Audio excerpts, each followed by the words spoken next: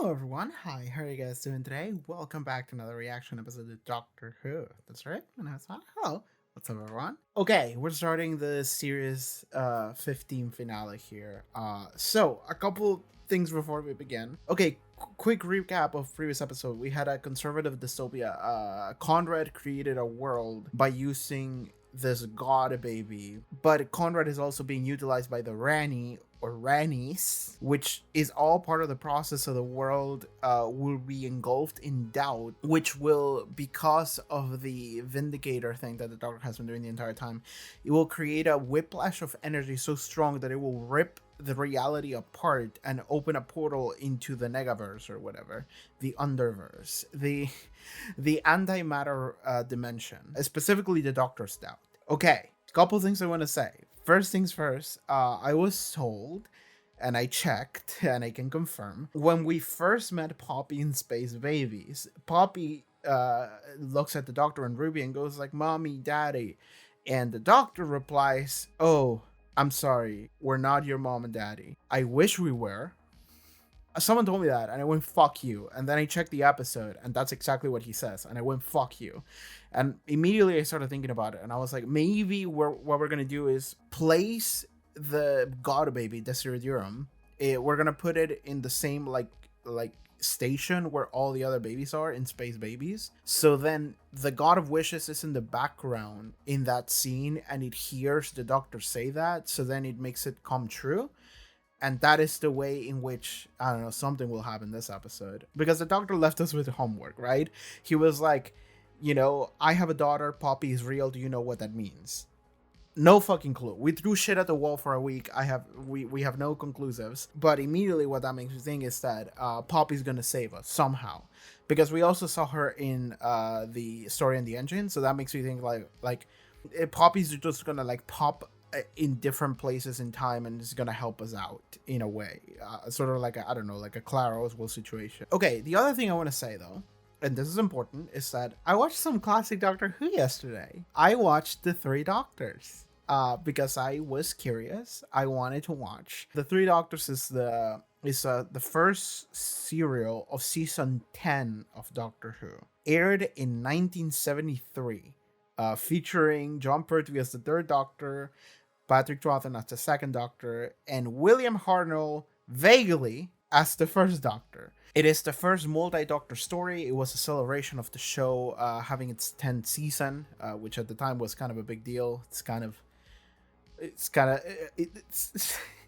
a little humbling to look at it now after we've passed the 60th anniversary, and also many multi-Doctor stories in. And more importantly, it was the first story that featured Omega. So I got to watch the episode where Omega is in. Omega is only in one other serial, which is Arc of Infinity, I think in season 20 with the 5th Doctor. I thought about watching that. I didn't have the time to do so. I only recorded the Three Doctors yesterday, so I didn't really have the time to watch Arc of Infinity as well. What I will say is that I recorded myself watching the Three Doctors, and it will be up on Patreon. I don't know if it will be up on YouTube, because it ultimately comes down to the amount of time and energy that we have over here in order to edit that video, and a lot is happening with like the Buffy finale, the Doctor Who finale. I have to do some podcast stuff that are multiple hours long, so I don't know what that's gonna be like. And like, sadly, I don't know how much interest there is for people to watch some classic Doctor Who reaction, because I did a couple of those years ago, and there wasn't much interest. Like, that's something I noticed immediately. I was doing them because I enjoyed them, but I don't think people really cared too much, so I just kind of stopped. I don't know, if you care too much and if you want to watch that particular reaction, it's up on Patreon. It's just kind of a bonus. Just treat it as a bonus. Here's a little bit of what went down, just so you know what I watch. I can see you've been doing the TARDIS up a bit. I don't like it. You never do. Oh, so you're my replacements. A dandy and a clown. Which one is which? Heads. Hard luck. Yeah, what do we do? Well, we have a think. Careful, Jelly Baby. Wow, that is a Jelly Baby before Tom Baker shows up. Hold tight, everyone. They are able to get in, maybe? What the fuck?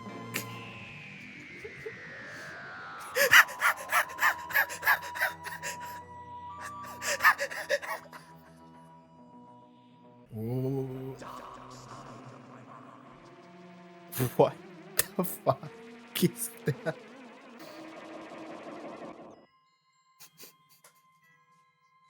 Yeah.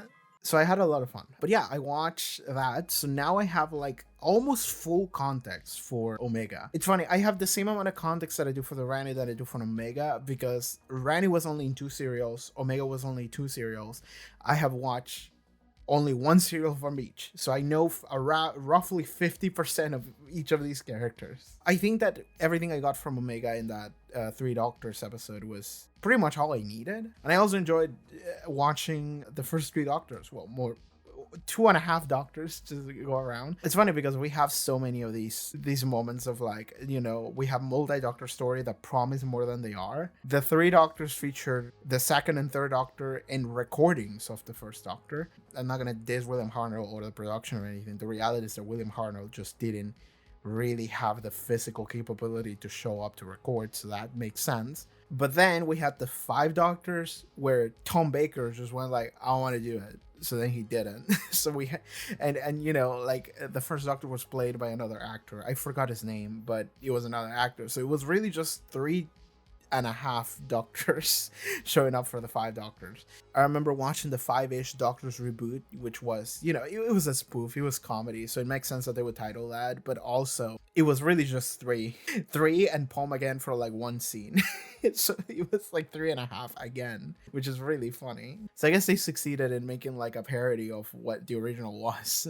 All right, anyway, we should just go and watch this goddamn episode. It aired like, I don't know, like very recently. Like I'm recording this on the Saturday it came out, May the 31st. I've also been keeping my eye out on when it would pop up, and apparently, I think, I could be wrong, but I think they delayed this episode showing up like in streaming platforms until it aired on TV on like the BBC. So that's why it like took a little, I think it took a little longer for it to come out. I could be wrong on that.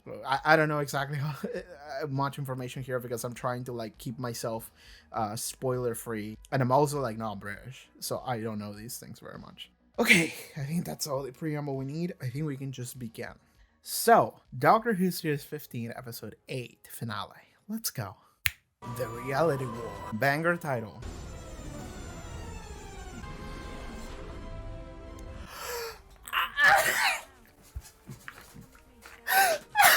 It's the best character in the goddamn show. Oh my fucking god.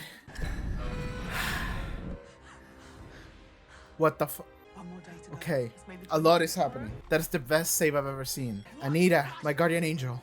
This says manager. She's the best character in the goddamn show. I'm so happy. May the 24th never arrives. It resets. Oh, it's like a weird loop. It's a time loop. Ricardo, Ricardo. head of HR. Yeah. I tried looking for your TARDIS, but I can't. She knows a lot. Alita, you are talking Time Lords and TARDISes. When I left you, you were so... Yeah. Henry, I go looking for you. Aww. So she's just... Oh my god! Oh my god. She's seen like every classic story where the Doctor wasn't looking. Oh. Oh! I see. Ran straight from that to Ricardo. So, all's well that ends well. She needs the same day to keep repeating itself so that it gets thinner, thinner until it snaps. Okay. You were supposed to follow him everywhere. All right, I had Christmas off, and so did you. We're the same person. I still love these creatures. They're so cool. Creator of the Time Lords, our Lord and Master. No one is Lord and Master of me. What are we trying to... What is the plan here? I have a daughter. But she isn't real. How dare you? What has happened here, in this tiny little bedroom in the middle of suburbia, is bigger than anything. Hello? You're home. I thought you were... I guess she doesn't remember then. But I guess the Doctor will. He'll retain the memory somehow. So Doctor... Yes! I was gonna say, he's gonna be the one free and queer man in the entirety of fake 90s, 50s conservative society. And the world is gonna crumble. I'm Belinda Chandra. Mm-hmm. And your Poppy. She's real. Oh my god, you're Okay. the Doctor. Okay, good. As soon as they step outside. We've had a baby. In a single day. So... Is she safe, Doctor? He's in danger, but we will fight Fight like never before. I like that creeping fear of like nothing makes sense. So like I'm worried about even if we save the world, what happens to our daughter? Let's save unit. Hello. He's gonna like dance or something. The future! Yeah. These are doorways into real time, allowing you to see the truth. I'm wearing a suit.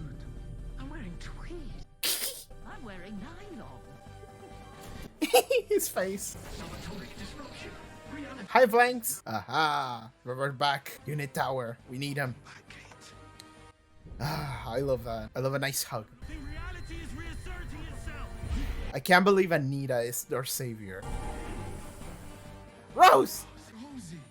Conrad couldn't imagine you for even a second. That's what I immediately started thinking about. She didn't exist in this world. I need you to stay there, keep that door open, keep the real time flowing, honey. Why is Conrad Clark on television? Burn down this shit. Bloody hell is that thing? Oh, yeah. One more thing. Hello, everyone. I'm Belinda. And this is our daughter Poppy. No idea how it Now happened. you're going too far. Yeah. Use the chip to signal them and wake them up. I was gonna say, Kate, take out, just undo your hair, take out the glasses, like, go back to you being yourself, please. Okay, Mel as well. Got to behave, Ruby. Ruby as well. Where are you going? Me? We're gonna save the world. The world. Yes! Oh! Oh my gosh, it's a DeLorean! Go, go, go. A spark of hope. I need you to build me that in record time. Can you do that? Consider Okay. it done, sir. We gotta build some bullshit. Hi, Ruby! We're back. We're back. We're so back. No, do not go looking at me, you. I feel like I'm rushed for days. Oh. This entire first act of the episode is just feel-good moments after the bullshit that was last episode. Mel drove in. I don't know how she drove into the tower, but A housewife. Old protocols. Update all of us, please. We are facing the unholy trinity. God of Wishes, Crazy Time Lady, Conrad Clark. Mel, I am sorry. It is the Rani. She's still alive. Barani, when I traveled with the doctor all those years ago. I watched This that. should be the best day of my life. Another Time Lord. It means I'm not alone. Except She's ruthless. Worse than ruthless. She's indifferent. The whole universe is just an experiment to her. We met a girl named Poppy. That is the anomaly. little scraps of memories, yours and mine, have come to life in a child of our own. You really Hi. are an idiot, Doctor.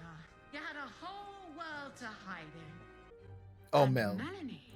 We meet again. I thought there's no way that painted doll of a princess could ever survive. I never thought about you once. I saw it coming, the genetic explosion. Flipped my DNA, made a biological sidestep, survived the cunning. Time ring. It led me to you. Wasn't difficult. Find a stupid blonde Earth girl, and there you are. It's so tedious putting up with you and your 57 mother. I've never met you in my life. Hello. All right, Rubes, darling. That's my neighbor. That's my neighbor. But it took a lot of planning spying on those two. Oh, blimey. Look at that police box. Pinning it all down to May the 24th was brilliant. We need you.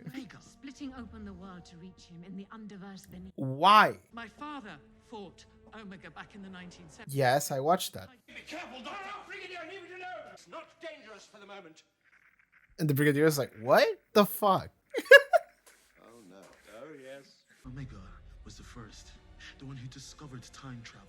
Cast out from Gallifrey, legend says that they bound him and banished him because he is insane. Live or dead, he will work as a gene bank. I can resurrect the Time Lords and construct a new Gallifrey. A new Gallifrey with you as the Queen. The Gallifrey of old never did appreciate me. Okay. What about you? The two of you? I think she's asking us to mate.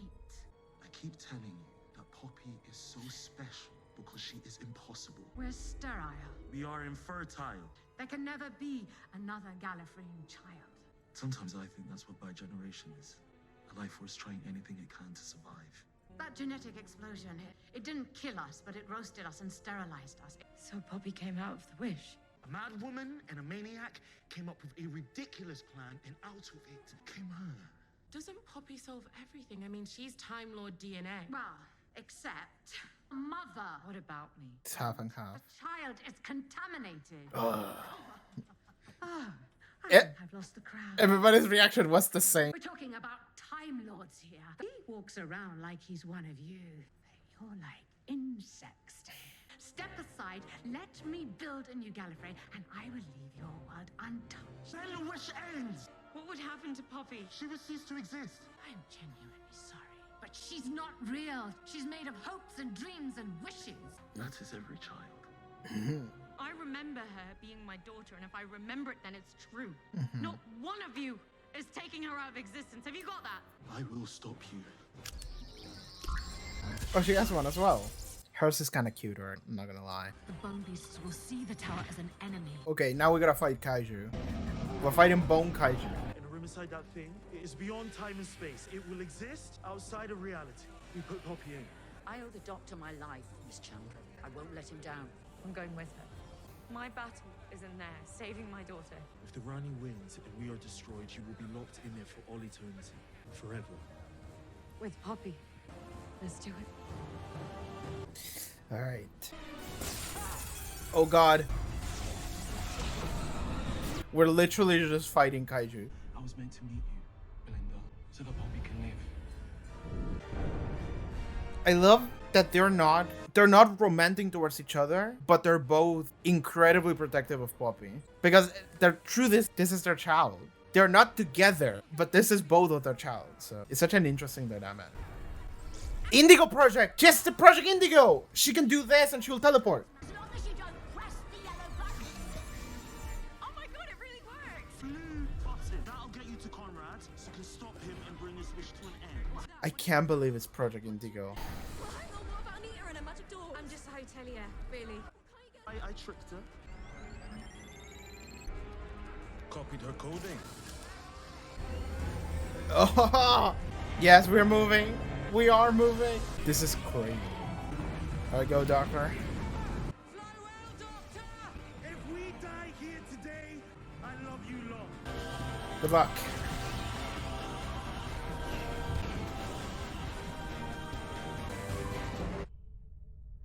I love that cut into the completely isolated chamber.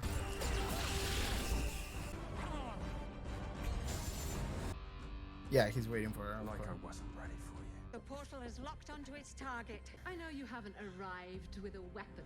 Only a speech, some dazzling words, maybe a pun. But aren't you tempted, Doctor, to start again? The Time Lords of Omega were tyrants and murderers. Then rebuild them with us. Don't you want to see him? The Almighty One? Don't you? Yes. What is that? Is that a doorway or?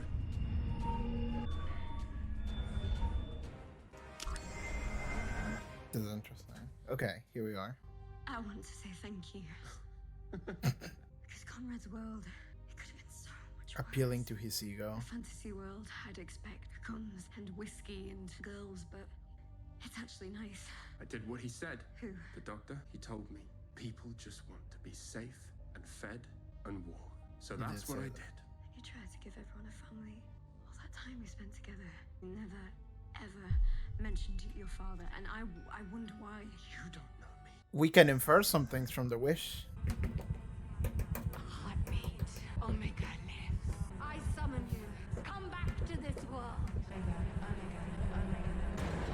I don't know what I'm about to see.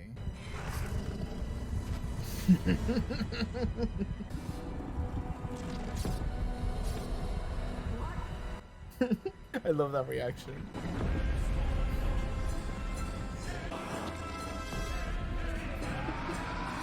Is the Randy gonna be like, actually, no, never mind my plan. World of legends, so Omega has become his own legend. He is the mad god.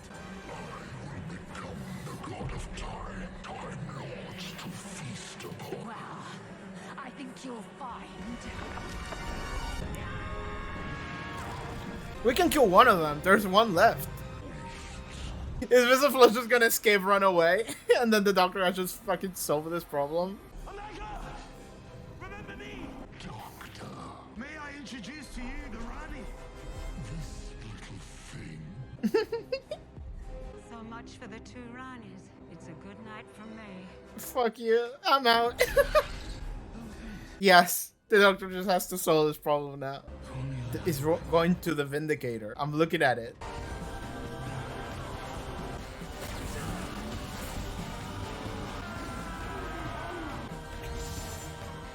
Behind them. She has the baby. I wish you to be happy. Oh my god. That is like the best wish she could have had. He's just ghost busting him. Goodbye. Thanks, Ruby. Yeah, but does the entire facility just disappear now? The kaijus are gone. The facilities, yes, that's what I thought. I wish to not fall to my death right now. Is it what's sustaining this structure? That was Conrad's room. Conrad was in the TARDIS. Yeah, that was Conrad's room.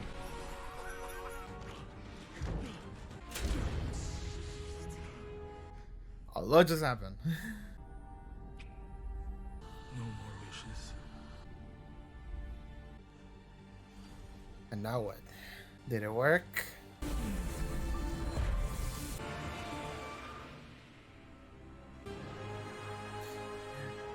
Yay! You are the father! Everyone's just cheering. There is so much episode left, by the way. I'm looking at it. So I thought, who is the best mother in the world? Me. Joseph. Joseph was my late husband's name. Joe Sunday, the god of wishes. Also, the Susan situation hasn't been sorted yet. So what are you guys gonna do, the three of you? Like, settle down? Oh, absolutely not. My daughter's not gonna have a boring life. Still don't understand. How come my memory was different? Why did I remember things that no one else could? No idea. Can put a room off there or anywhere. She could see Neptune. No, she could see Kerala. All of the universe and I have never been. I'm waiting for them to look and for Poppy to just be gone. We are going there. We'll go in there. To say take me home. I knew it.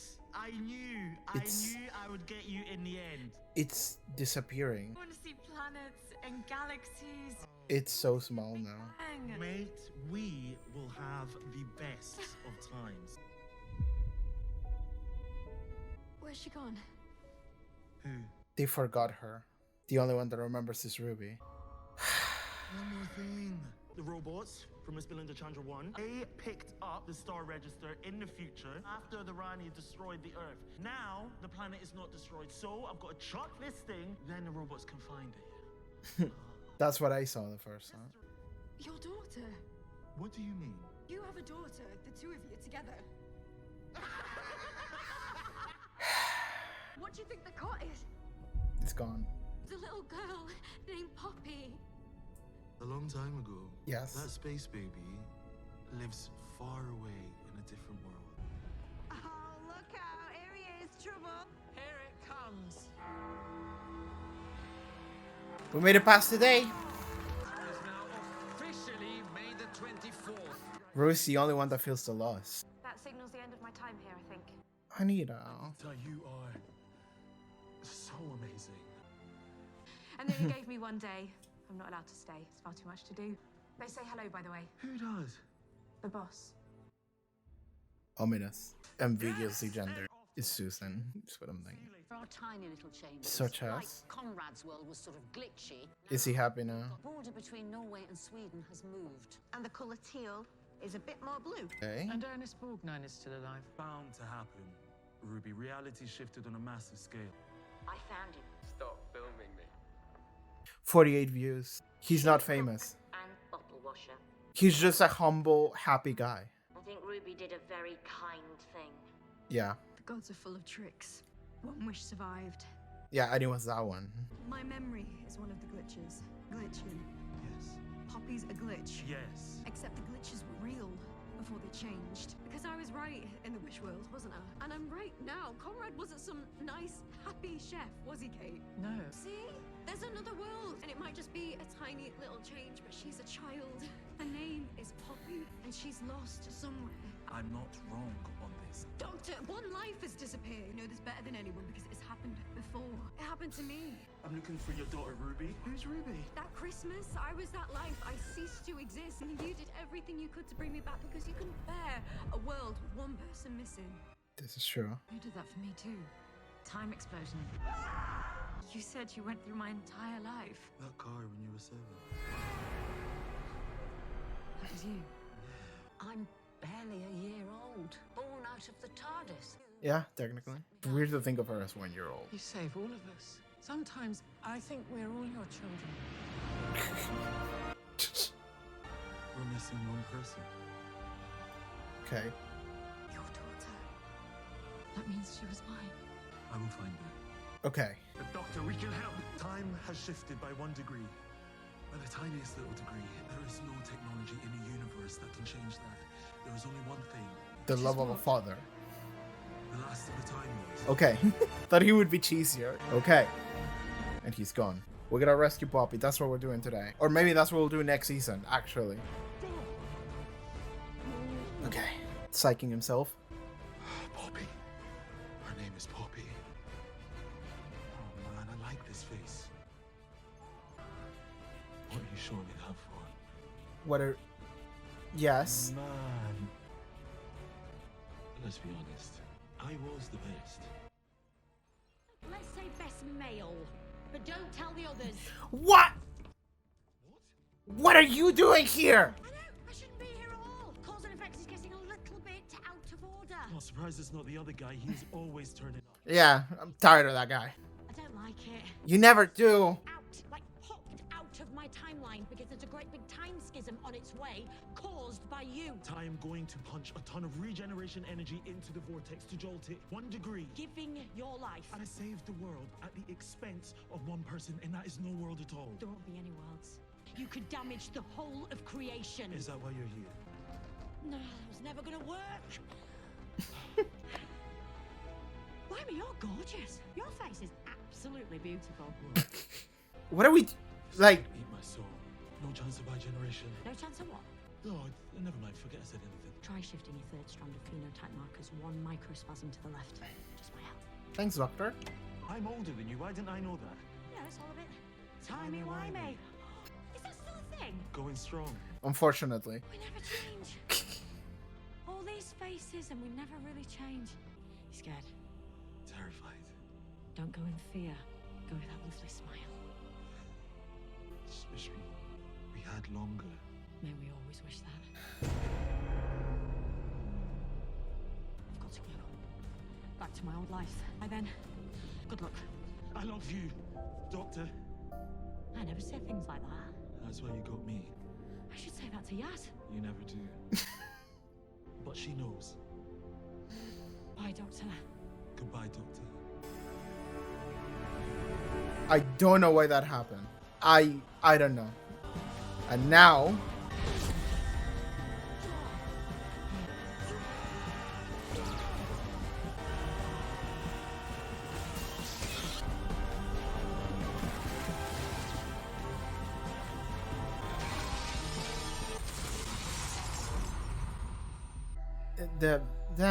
Uh-huh. Yes? Hello? Where are we? When are we?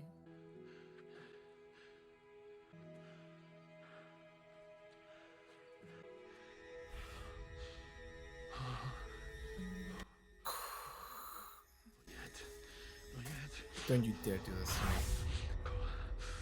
to me. Bad penny. Go on then, mystery man. Where have you been? What happened? You were there and then you were gone. Poppy. Did it work? You gave your life for your daughter, is that it? And then we're just gonna have to say goodbye to you in like 5 minutes. How long do we have left? We have enough time. Is he gonna regenerate at the end of this? I wasn't expecting that. I had to get back home because that was the point. All this time I had to be here. Remember? 24th of May, 2025. I need to get back for Poppy. Never mind Miami. Poppy's waiting for me. My daughter. Of course, this always happened. Who's her father? I've told you. Remind me. Her father's Richie. Richie Akimbola. I've known him since I was 21. We're not together anymore. We both wanted different things, but he's a lovely man. He's a good soul.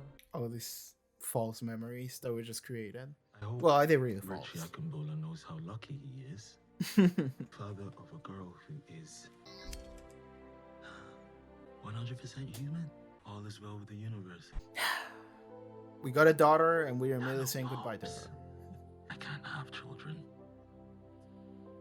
But if I could, I wish that she was exactly like you. Except I brought all the wishes to an end. Clever old me. So we can never have that. You alright? Yeah. I always win. Thank you for everything. You're the most amazing man in the world. That sounds like a goodbye.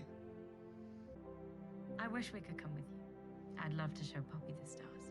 It's been an honor, Miss Belinda Chandra. An honor, a nightmare, and a triumph. Maybe when she's grown up and back, take me to Neptune. I'd like that. I got a feeling he might not. Will I ever see you again, or do you never go back? I hope you'll see me again. Vague answers, no promises. But not like this. What does that mean?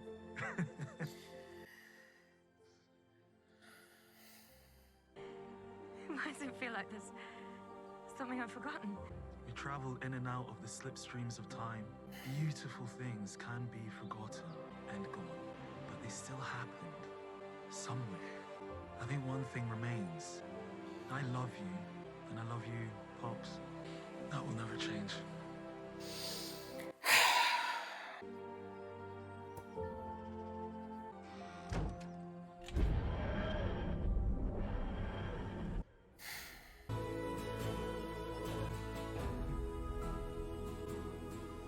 Don't want to do this alone.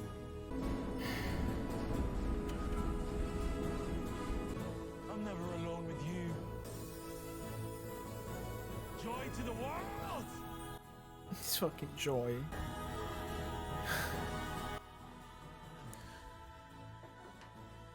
That is exactly the word. I was not ready for this today. This has been an absolute joy.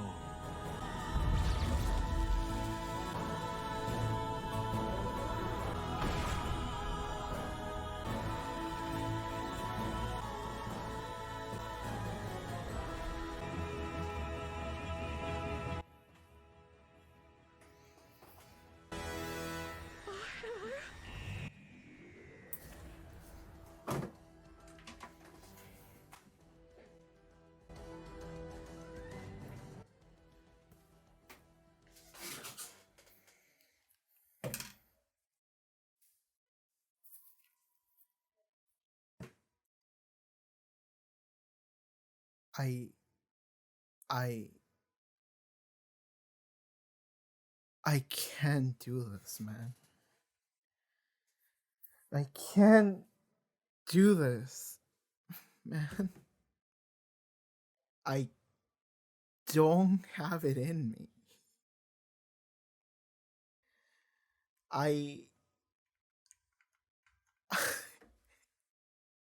You really can't let go of the past. Okay, I do have to say. Okay, I'm looking at the credits right now. It says Shurigawa the doctor, Jodie Whittaker the doctor, for some reason. And then it says, and introducing Billy Piper. It doesn't say as the doctor though. So maybe she's not the doctor and this is just some bullshit shenanigans they're pulling, but like, dog, I don't.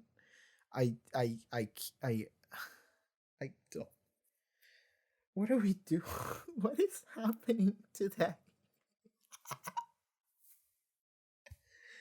I am going through so many emotions and I don't really know. I don't really know how to explain them because it's just, I don't know.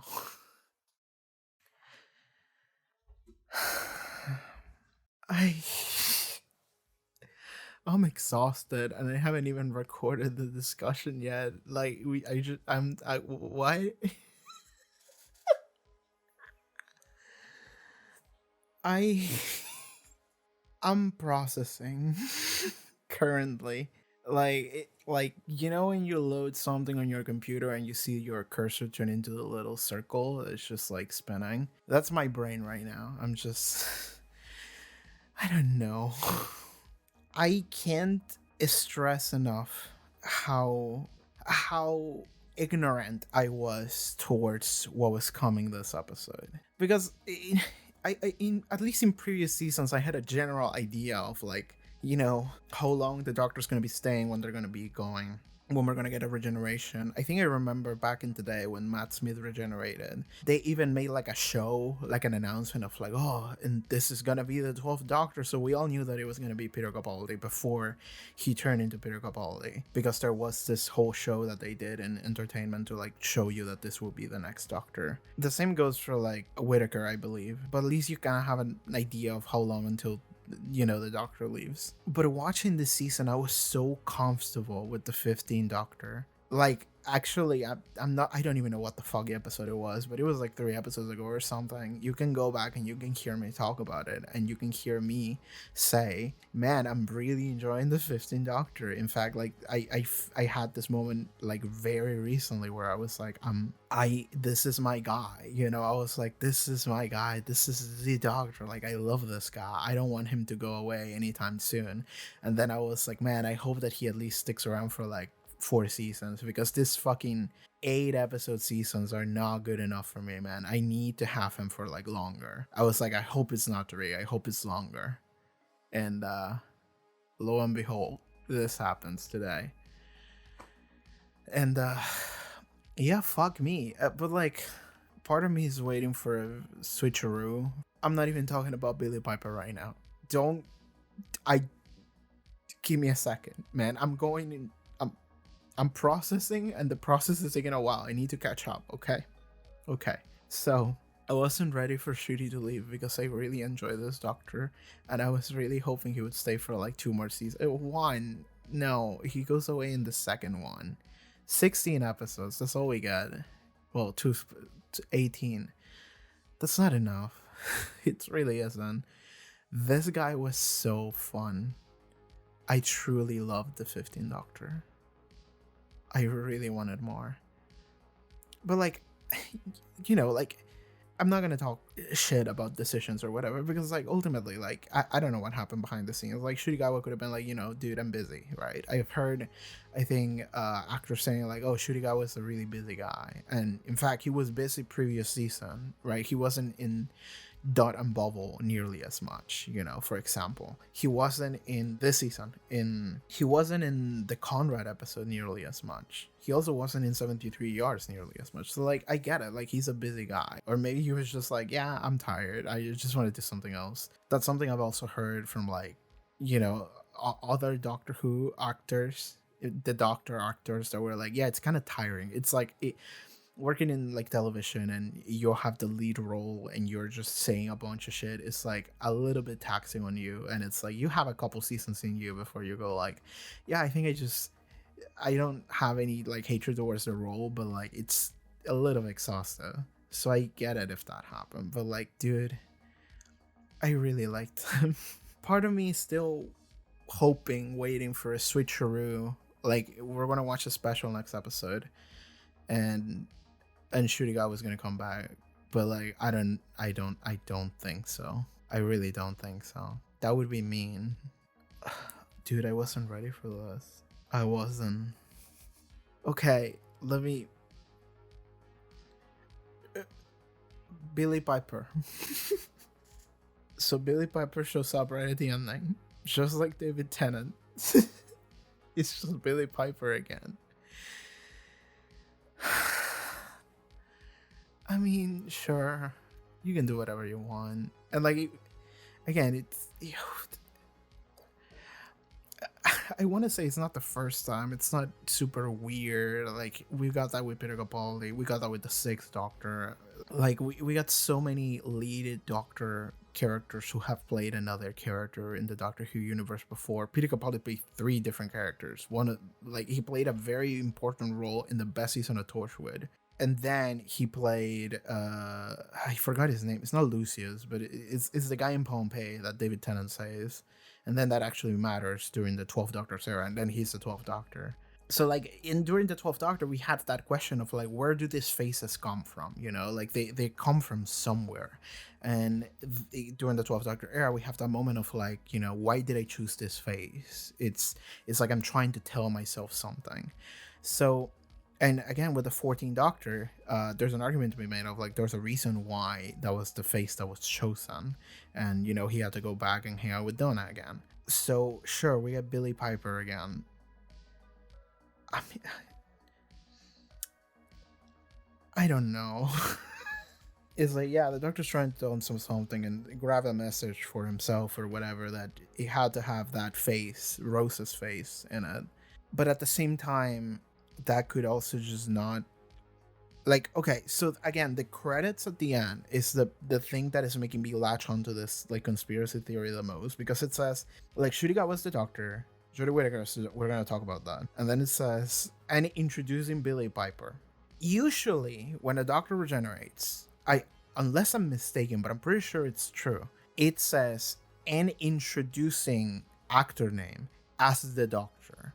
Usually that's the way it goes. It didn't say that for Billie Piper, so that makes me think that that's not the new Doctor, the next Doctor. It might be a weird, like, because again, we're watching a dumb sci-fi show, so like they could write any reason, and I'm thinking, I don't know, that's maybe actually Rose, and she got like sapped into this specific moment and took the Doctor's place, something like that. Maybe it's the moment that had Rose's face. I don't fucking know. I truly don't know what we're doing. But if that is in fact the Doctor, all I gotta say is, dude, he really can't let go. He can't move on. Russell T Davies is just like, I'm gonna play all my best hits. And like, the other day I was thinking, because I was looking at this, at the general era of the 15th Doctor, and I was thinking to myself, like, you know, I remember people complain about the 14th Doctor because it's David Tennant again, and it's for a variety of reasons, and I think some of them are valid, some of them are like a little, I don't care.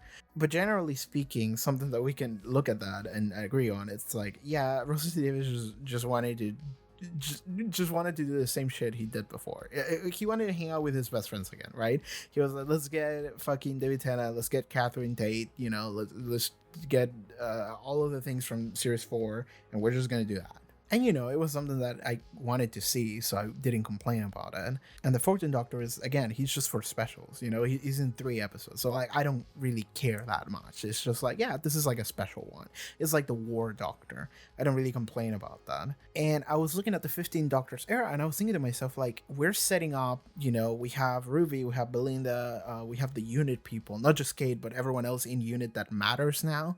Like, these are reoccurring characters, and it's like, I was looking at this and I was like, oh, this is so awesome. Like, it's so awesome that we're getting to see all of this like reoccurring people that matter, because we're kind of establishing this new era of the show, this new world filled with new characters, new faces, and they are reoccurring, and it feels nice. It feels like we're building a world and it's continuous. And then at the very end they get Billie Piper again, and I'm just sitting here like, okay, never mind. Like I was sitting here like, the 14th Doctor era, that was like a celebration of, you know, the year is long gone, but then we're gonna go back and we're just gonna make something new. And then Billie Piper comes in again, and it's like, all right, no, we're still playing the classic hits. We're still doing the old stuff. And I do want to be clear, I don't hate it.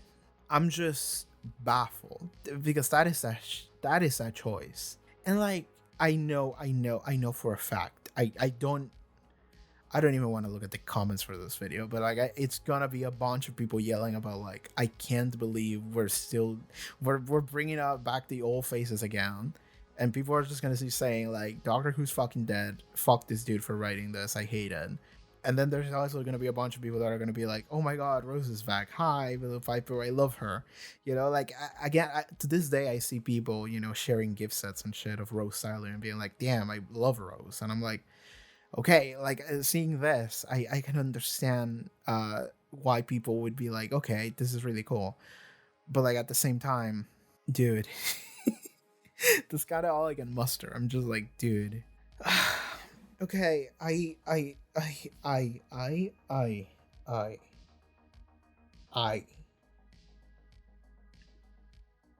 don't know. Sorry, I feel like I am trapped in a time loop. Like, I'm watching this and I don't know what to say. It's just a lot of information that I'm currently processing. I still haven't moved on from Shurigawa being gone. Like I'm hoping, like I'm coping out of my mind in the hopes that he might come back like next episode, but I don't think so. It would be mean if they were to do that. It would be mean. It would be really mean if they took him away from me and then they were like, never mind, he's still here, and I'm just like, you made me grieve for him for like 8 months or whatever. Fuck you. Like, it would be mean if they did that. So I don't think they're gonna do that. This is an interesting reaction to the Doctor being gone. I never had this one. Well, because they also slapped me in the face with like a shocking thing. And now I'm like I'm retroactively starting to feel emotional over what just happened. I just messaged my friend on Discord. Once again, Doctor Who has slapped me in the face. My friend just told me my whole Blue Sky timeline was freaking out about it all day. Not sure if they were happy or angry. And I was like, probably both. Okay. Alright. Again, I never had this reaction to a Doctor being gone because like so the only Doctors I recorded myself watching in this channel were the 12th Doctor. I cried with that one because I really connected with the 12th Doctor. It lasted 3 full seasons, and they were longer seasons. So I stuck with him a little while, and I was also like really following his character arc, and he became my favorite Doctor. I loved the 12th Doctor so much. So I cried when he was gone, and he has such an amazing speech too, and I love the music, the shepherd's boy playing is such a good arrangement. I love everything about it. And Peter Capaldi acting, even in his death scene, he had this amazing, like I just imagine, I visually can see him on the floor saying sometimes children can hear it too, like that stuff, and then him going, Doctor, I let you go. Like, it's such a good moment. So like I was just crying. With the 13th Doctor, I didn't have that because I feel like seasons with the 13th Doctor were a lot more. The final 13th Doctor season was Flux, and Flux was just a bunch of nonsense. And then we had a special, and then the special was good because it was like a celebration of the entire show. But I enjoy that special because it was a celebration of the entire show, not necessarily because of the 13th Doctor specifically. So then when she regenerates, I'm like, oh, okay, it's happening. But I didn't, and then I got slapped in the face with David Tennant. So like I didn't even have the chance to fucking grieve. This one, I'm being slapped in the face with Billy Piper. But I actually did connect with the 15th Doctor a lot. I didn't want him to be gone. Like I said it like a couple episodes ago. I'm not ready to let go of him yet. I want him to stay. God damn it. Like at least in a special, like another episode, not here. It's just been 2 8-episode seasons. That makes me sad. It really makes me sad. But okay, we have to move on. We'll move on. We have to talk about things, and I don't really want to. I just wanna go and sit in a corner and just think about my life for a second. But okay, alright. The 15th Doctor's gone. I love the 15th Doctor. I have to be honest with you. I love this fucking guy. I've never seen Shurigawa in anything. In fact, I think the first time we see him, I didn't even know how to pronounce his name. And people had to tell me, and I was like, okay, got it. I didn't know him in anything. I had 0 expectations for this guy. He won me over within like 2 episodes. I was like, all right. And then halfway through this season, one night I had a moment of realization of like, I love this guy. This guy is so fun. He's such an enjoyable presence anytime he's on screen. It's like infectious. You know, he has an energy that is infectious. And I don't think I've ever had that in any other Doctor. Like maybe, I mean, there's an argument to be made of maybe David Tennant and maybe Tom Baker. But like that's like, I think they are more strange. They are quirky and strange. I feel the 15th Doctor is fun in like a way that it's inviting. It's like, I feel like the 15th Doctor has this energy of like extending his hand to me and going like, come on, let's have fun together. You know, he's so inviting, he's so charming and welcoming. That is the vibe that I get from Shurigawa's Doctor. And I didn't want that to be over. I really didn't. Okay. There's stuff I want to say about this episode.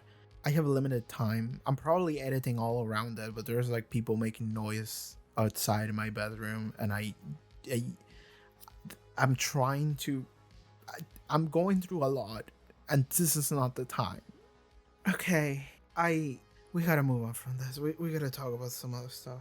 Okay, Jodie showed up. Hi, 13th Doctor cameo. Jodie Whittaker is here. That was fun. And then she just left. That was so random. That was truly random. I'm wondering. I don't think I can look this up now because it's past the time, but I think I saw like maybe a YouTube thumbnail like a month ago that was like leaked Doctor Who whatever, and it was like Jodie Whittaker is gonna show up. I think I saw that in like a thumbnail that I just scrolled past, and I ignored it because like whenever you come across any kind of information like that, you just kind of ignore it, because I've been trained by the gaming community to never trust anything I find, and at the same time, even if I did trust it, I don't want to know. So like I just, any information just comes one ear, exits the other. I don't care. But now that I'm thinking about it, I'm like, okay, so she did show up, so that leak was right. However, now what I'm thinking is because I'm trying to figure out a reasoning as to why the fuck the 13th Doctor was in this episode for like a minute and then she left.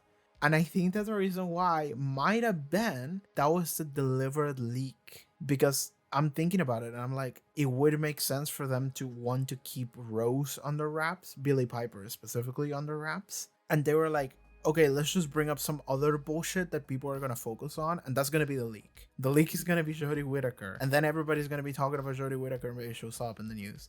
And then you watch the episode, and she shows up, but she doesn't matter. Actually, she doesn't do anything. She's just here and goes, hi, hello, and just disappears.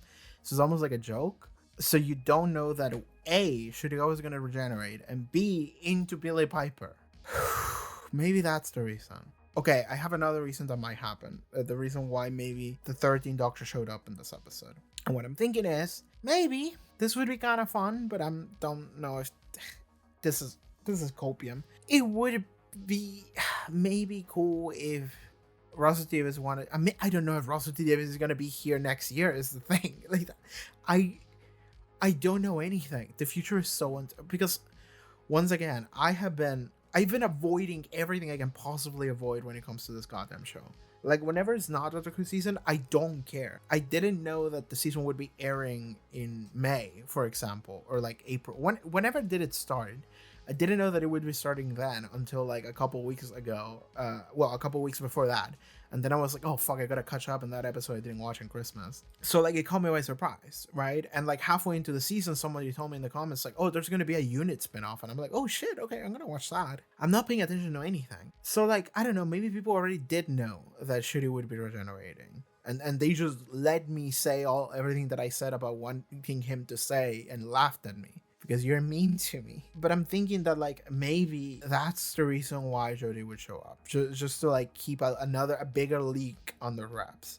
But what I'm thinking, another reason that could be plausible is that maybe Russell Davies, if he's still around, they could try to write some stories where other doctors show up and make that be like a normal thing instead of like a huge special. Because like that would be kind of cool if it were to happen. Because like, multi-doctor specials are cool. Of course, you don't want to make too much of them. You don't want to make too many because then they lose their luster. But it could happen, right? We had some random Doctor crossovers. Like we have the 6th Doctor meeting the 2nd Doctor this one time, and it was just like a thing. I don't know if it was in a celebration of anything, but like, yeah, the 2 Doctors did happen.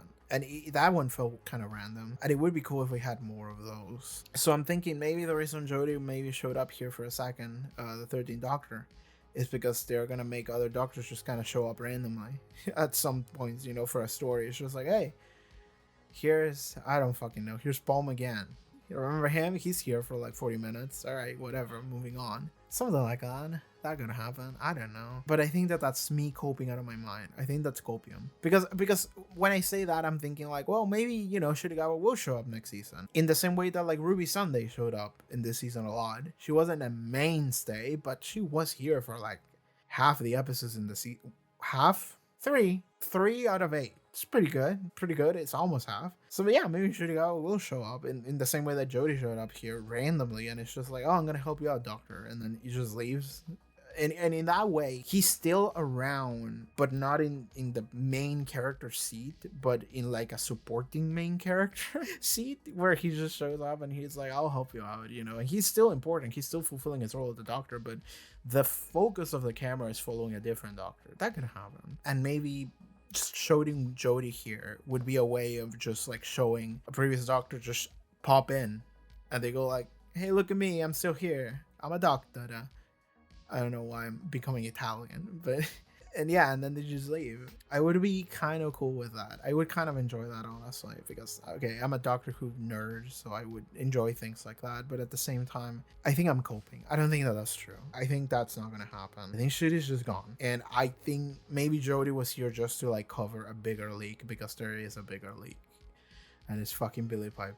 Have you ever had a crush on a girl so much that you become her? And then maybe 50% of all trans women watching this video raised their hands in unison. If you did, leave a comment below. I kind of want to talk about the Rani and Omega or whatever, but like that doesn't really matter.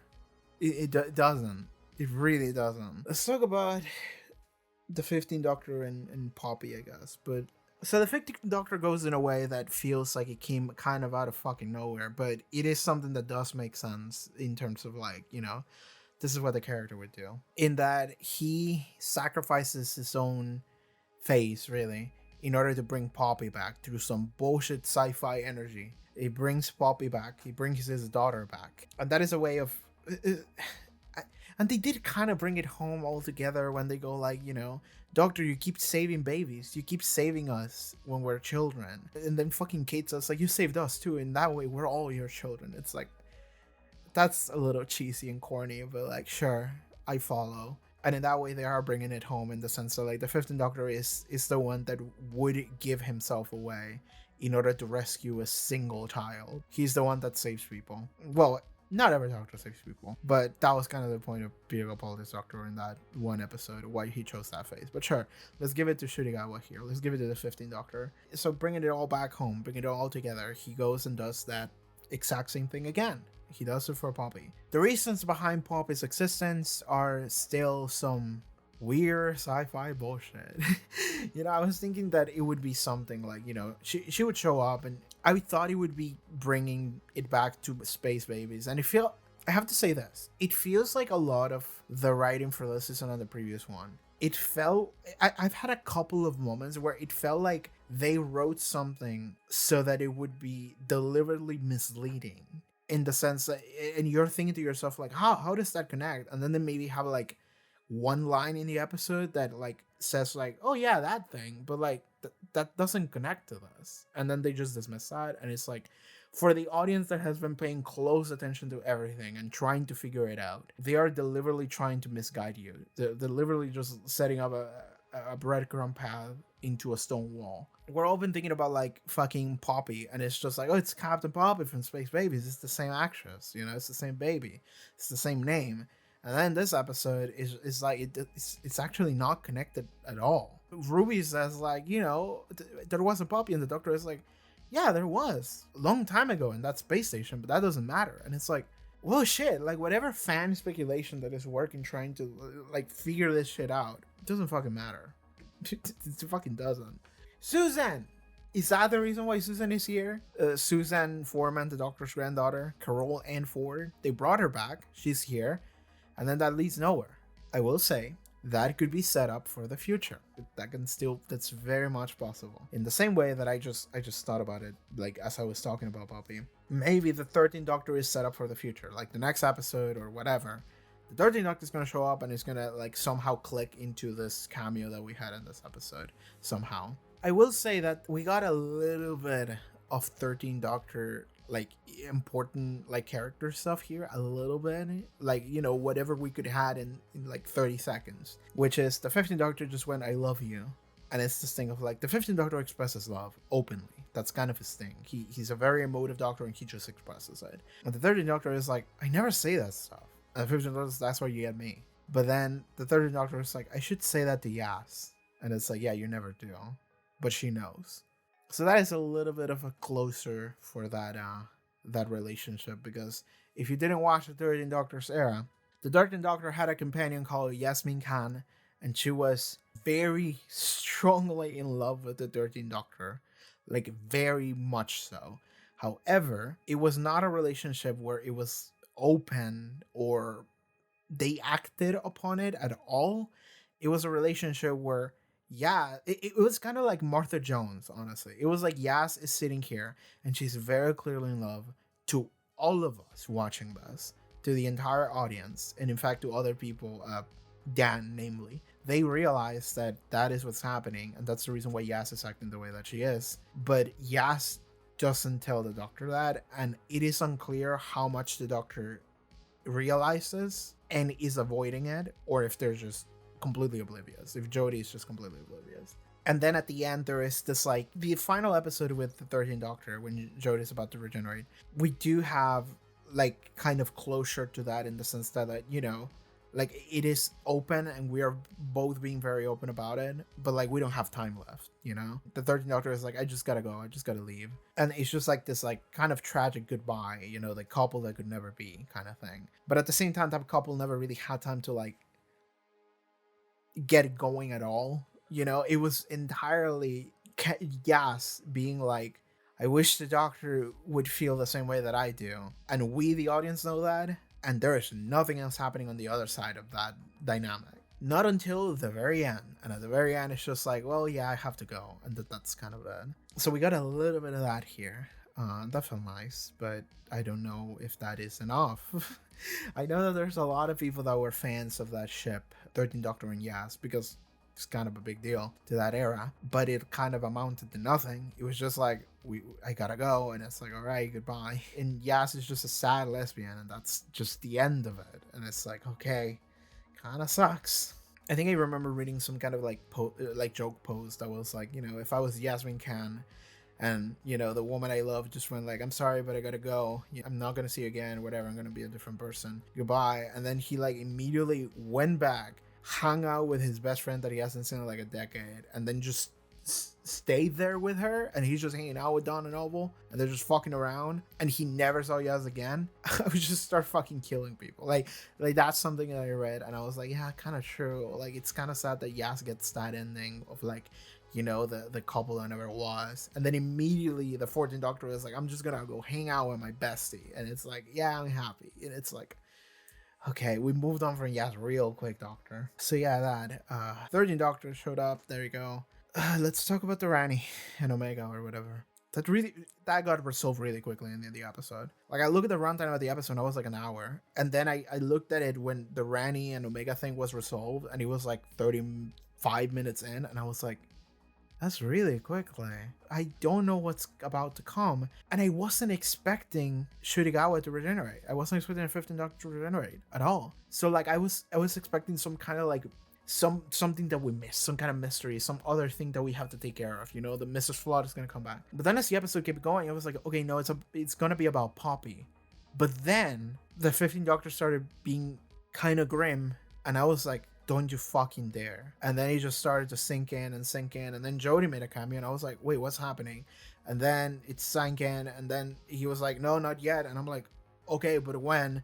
And then the whole thing with Poppy, you know, Belinda and Poppy staying behind to just she's raising her daughter, and it's like, okay, that's nice. And I'm sitting here thinking, and I'm like, I think this is all goodbye. And then it is goodbye, and then Billie Piper.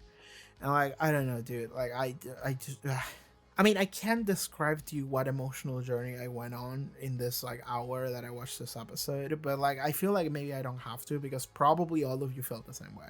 Maybe not the same way, but very, very similarly, where it's just like, this is happening, and then this is happening, and then, like, I don't know. But let's talk about the Rani. You know what? I was right, actually. Whenever the Rani showed up for the first time in episode 6, in the not the greatest show in the Stellar Song Contest, whenever the Rani showed up there, I was like, I hope the Rani fucking stumbles and falls over, and her planet just explodes, and she's like, oh fuck, and she's pathetic that way, because that's the way that I saw the Rani when I watched Time and the Doctor.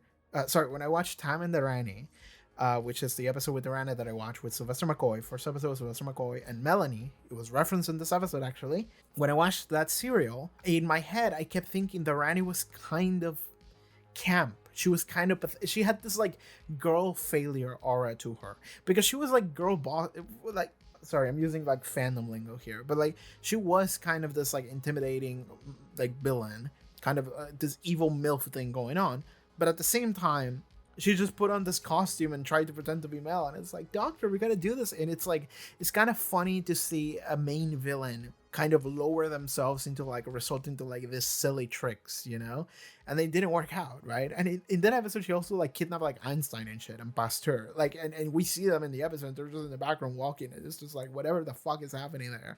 So it had this vibe of like something that was silly and kind of fun. So when the Rani shows up, that's what I'm expecting, that's what I'm hoping to see. In previous episode she was very capable, and then in this episode she's not. She just shows up, she's just delivers some eugenic ass shit speech, and everyone goes like, oh, and then she leaves, and then she gets eaten by Omega, and then the other Rani is like, I'm just gonna go, and then she just leaves, and we don't see her again. She's just like, I'm gonna get the fuck out of here, dog. And that's exactly what I would have expected. I said it, I was like, I hope that whatever her plan is just fucking crashes and burns and she just explodes, and it's just like, all right, didn't work out. And that is precisely what it was. Like, she was like, I'm gonna summon Omega, and we're gonna create the Time Lords once more from Omega, you know, a pure creature that is still pure, not tainted like that child that you had. And then she brings Omega back, and it's like, oh, that's not what I expected. Looks a little impure, if I do say so myself. Looks a little angry, and then he just eats her. And it's like, all right, never mind. And then Mrs. Flood is like, all right, I mean, only one has to live. I'm just gonna get the fuck out of here. And then the doctor just fucking shoots him, and there you go, Omega's gone. He just Ghostbuster shoots him, and it's that solution is fucking silly. But like, that wasn't the point of the episode, so I'm not angry at it. Like, this kind of thing is that like the way in which this story is solved, the Rani Omega like Wish World plot is solved, is kind of silly, but at the same time that wasn't the point of the episode. So like, I get it why it would be silly, because the episode ended up being about Poppy. Like the entire beginning, like first arc of the episode, it was about Poppy, and then the third act of the episode, it was about Poppy, and then we got Billy Piper and a regeneration. Well, regeneration and then Billy Piper. Well, Jodie Whittaker and then regeneration and then Billy Piper. If I had told that to myself like 2 hours ago, I would have been like, what the fuck happens in this episode? If it was regeneration and then Jodie Whittaker, I would have been like, okay. But if it was Jodie Whittaker and then regeneration and then Billy Piper, I'm like, hold on. In that order? Oh my god, okay. But yeah, I love that the Rani was just failed catastrophically in like a manner that was funny. I really enjoyed that. Something I do have to wonder, and I feel like maybe this is just on Russell T Davies not being interested in this, but it was like Omega, or maybe it's just because I didn't watch Arc of Infinity. Omega is a character that is in 2 serials, The Three Doctors and Arc of Infinity. I watched The Three Doctors yesterday, so this information is very fresh in my mind. I didn't watch Arc of Infinity, so I don't know what happens with Omega in Arc of Infinity, what it is revealed about him. But in this episode, they talk about him as if he was this like progenitor god creature that created all of these things. But in The Three Doctors, the one that I did watch yesterday, which is again the only other story he was in besides Arc of Infinity. He's only been in 3 stories, and I watched 2 of them. I just didn't watch the middle one. But in The Three Doctors, his story was kind of tragic, actually. I really enjoyed him as a character in that story because it was kind of tragic, and the actor that played him was emoting despite not having a face. He was emoting in a way with his voice and his mannerisms that was kind of cool. Because his story in The Three Doctors was that he was like a kind of like a... He was tasked with this mission to like figure out something in a solar reactor, and he did. And in doing so, he like created like this this black hole was created, and he got stuck in the singularity of the time hole. So he's stuck in like a weird antimatter reality that happened because of that. But because of that black hole that was created this like sun that then the Time Lords used to feed that energy into their society, and that created the Time Lords. That created time travel. So like everyone sees Omega as like this like hero figure that he gave his life in order to give us the society that we currently have. So he was like a mythos hero. But in this episode they talk about him if he was like a progenitor god that like ruled the society, and he was like bad and fucked up or whatever. And you know, like, I don't know exactly what his place was in Gallifreyan society before he did the things that I just said. So I don't know, maybe. I will say that what we see him here as is not something that would be necessarily like super implausible, because Omega and the Three Doctors, he's trapped in an antimatter dimension, but in that dimension, he kind of created the dimension out of his own will, out of his own thoughts. And so he has kind of complete control over that dimension and what appears in it. However, the thing is that he doesn't have a body. He's only a being of consciousness. And he wants to escape because he's alone, trapped in a world that he made out of his own mind.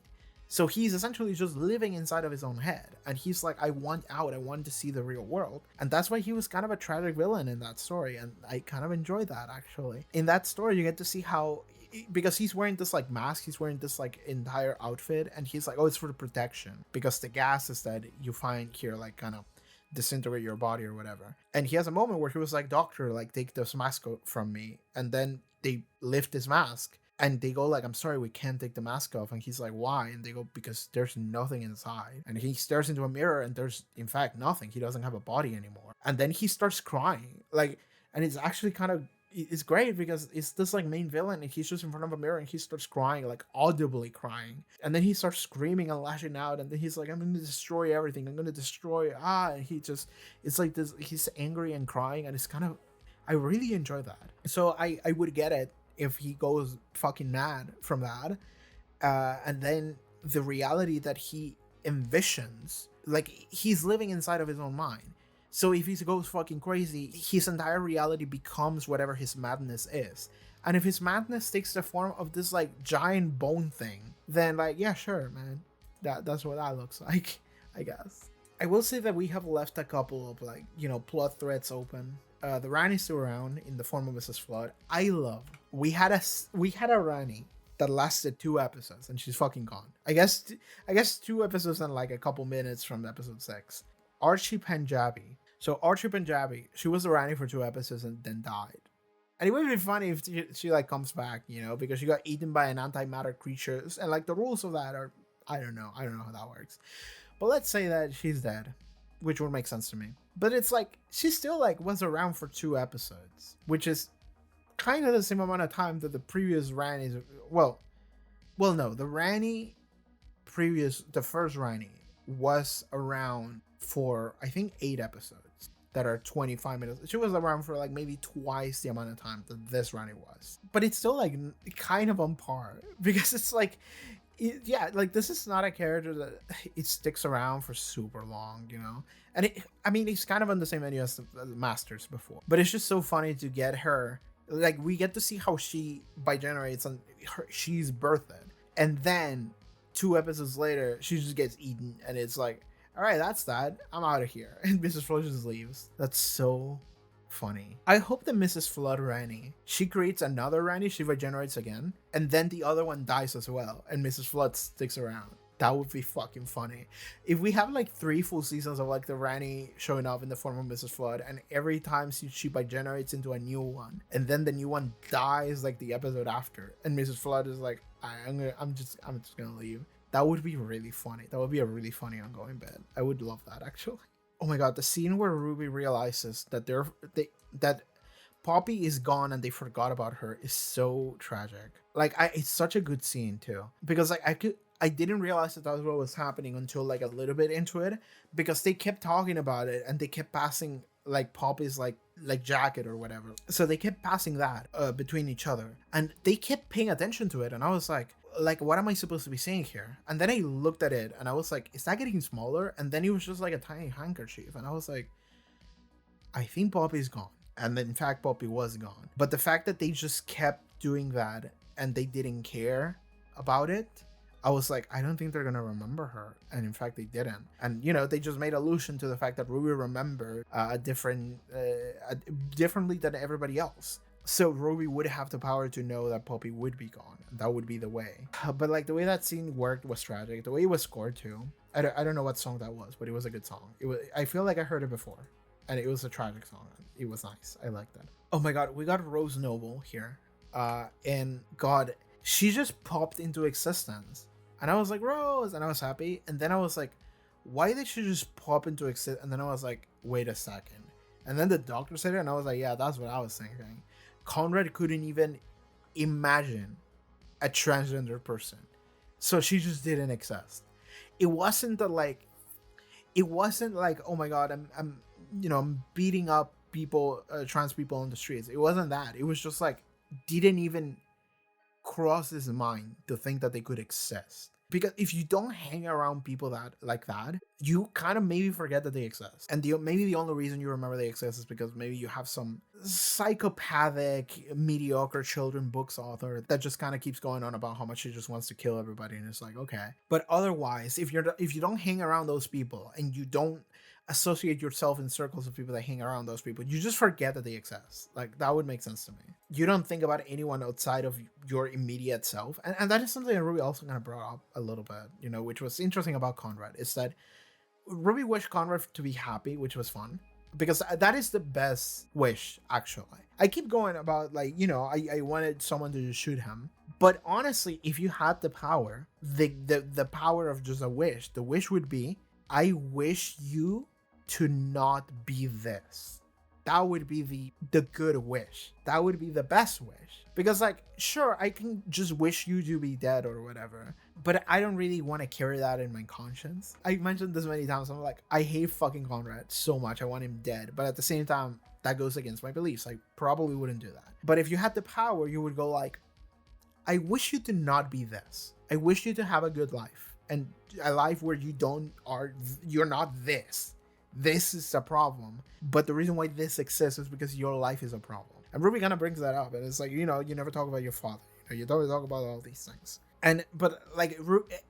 It's interesting because, like, Ruby starts bullshitting at first. I think she starts bullshitting of like, I want to thank you for making our lives not hell, because you're gonna make our lives so much worse than they actually are. You gave us families, and then she starts talking about it, and I think that in that moment Ruby starts realizing, like, why did he do that? Like, why did he give us, like, families and stuff? And Conrad says, like, I did what the doctor said, people want to be warm and fed and taken care of or whatever. And it's like, Ruby starts thinking about it. It's like, yeah, why did you give people that? And then she just starts to realize, and it's like, Conrad made this world like this because this is what an ideal world would be to Conrad. And that includes all of the bad conservative things that we saw in previous episode, no freedom of expression, people get ignored, the disabled don't matter, etc., etc. But that also goes with the idea that why is there this structure that people adhere to? What are these, like, nuclear family, a happy mom and a happy dad with a happy kid or whatever? Like, why is this what we're holding on to? And the answer is because Conrad is holding on to that. Conrad is holding on to what he wished would have been a perfect, idyllic life. Conrad doesn't have an understanding of what that would be even like, because we know that his life wasn't happy with his mom and a dad he didn't have. So, like, yeah, like, Conrad is a result of the experiences he's lived through, as it is the case with everyone. But in the world he creates, it's not a world of misery. I mean, it is misery if you are different in any way and you're not able to express that, actually. But it is not a world of, like, pure hell and chaos and destruction. It is a world in which these people exist in this situation that to him is the idyllic good life where everybody is happy and everybody is good. Of course, the all exists also to just pay attention to him, that he's on the TV screen. He's the center of attention. Haha, everybody look at me. But also on some level, like, the way that those nuclear family situations are created is because he's holding on to that idea of, like, what would be a good environment to live in that he didn't have, but he gives that to the world thinking that that would probably be the best thing. And there is a little bit of sadness in that. I'm not gonna feel too sad about fucking Conrad Clark, but there is a little bit there that I actually kind of enjoy, because it makes his character actually have a character, not just like, this is a cartoon of people in real life that I want to just be gone forever. Like, the world would be a better place if those people just weren't around in the real world. But that actually gives Conrad a little bit more, because it's also, and in a weird way, it's also an exploration of people in the real life, in the real world, where it's like, well, why are those people that way? Well, because of all of these situations, all of these things that happened to them. And if they were to just have, because like you can find posts from like people on like Reddit or 4chan or whatever that are just like, yeah, I was like super alt-right, and then I like made a friend, and then I was like, what the fuck am I doing? And it's as simple as that, right? It's as simple as that. You find people in your life that just kind of pull you out of that just by being a decent person that grounds you, and then suddenly all that insane shit that was going on in your mind, you start questioning it, and you go like, wait, hold on, and then you change, right? So we get to have something like that with Conrad, where we question his existence, his situation, and what he ended up doing with that, and what are the motives. And then Ruby is like, you know what? I wish you had a good life, and then that's it. So that's nice. That's a nice closure to that arc of Conrad, I suppose. Anita showed up. Anita, everybody. I was so excited at the beginning of this episode.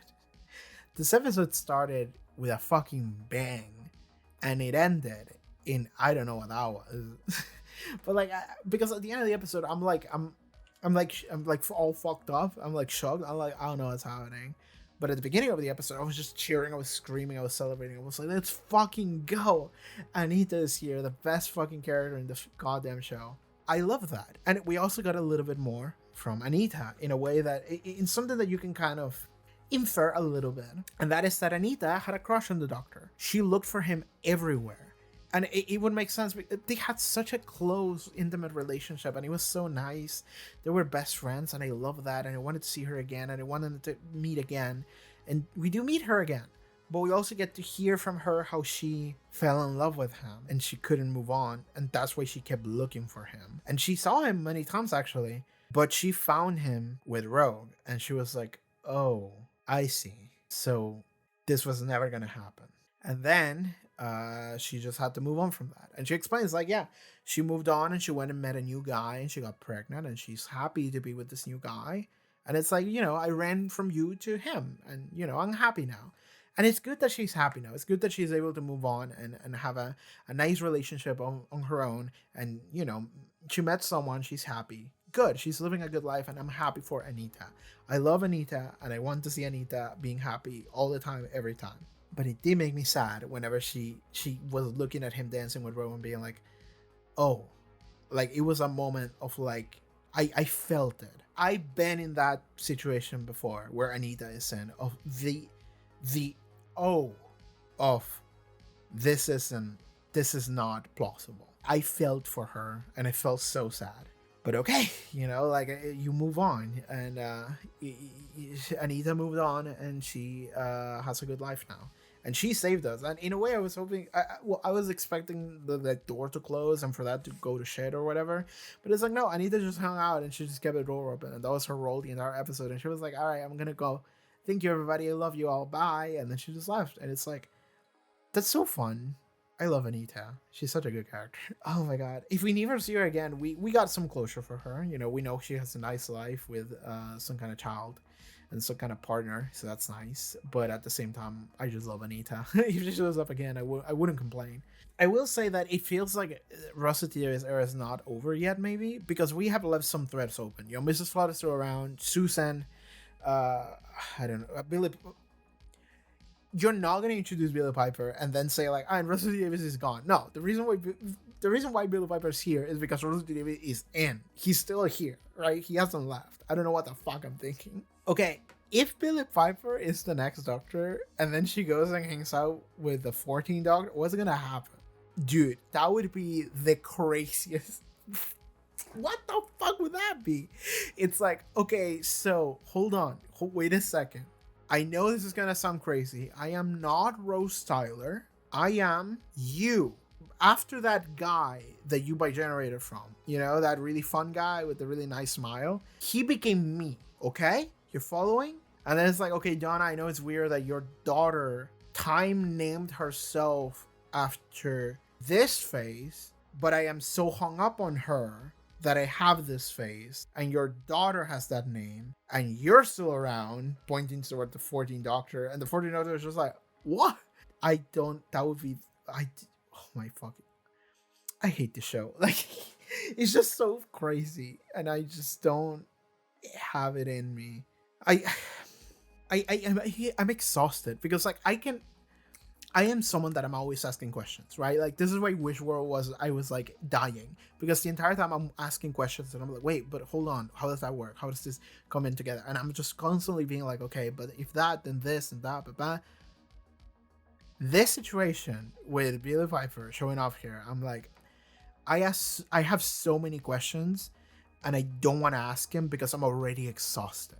If you want to know how I feel about the situation, about Billy Piper being maybe the 16th Doctor, I don't know.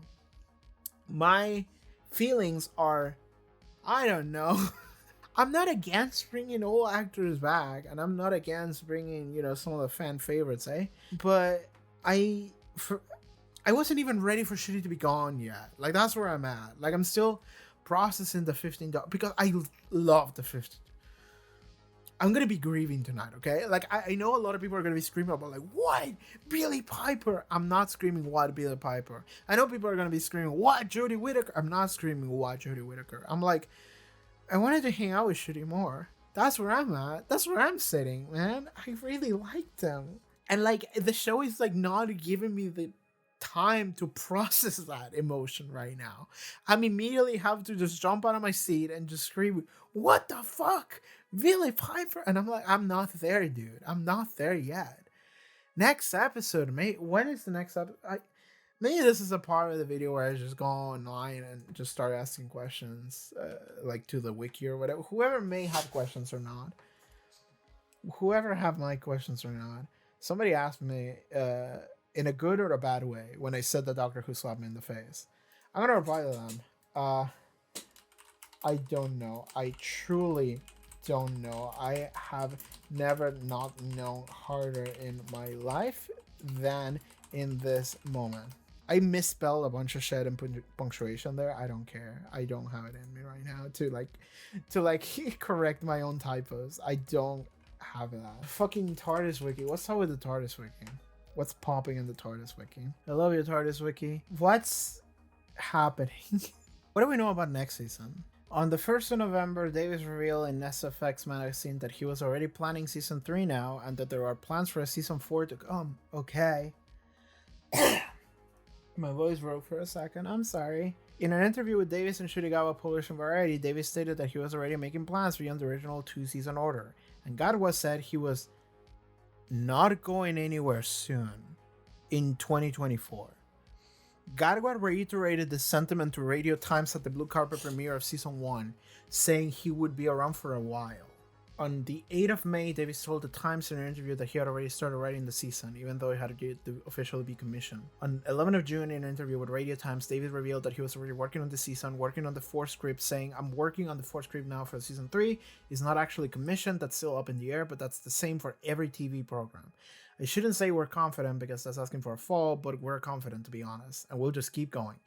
Davis also hinted at the possibility of Gatwa returning and that the season would begin shooting early next year after Gatwa had finished a run starring in The Importance of Being Earnest, which is, what is that?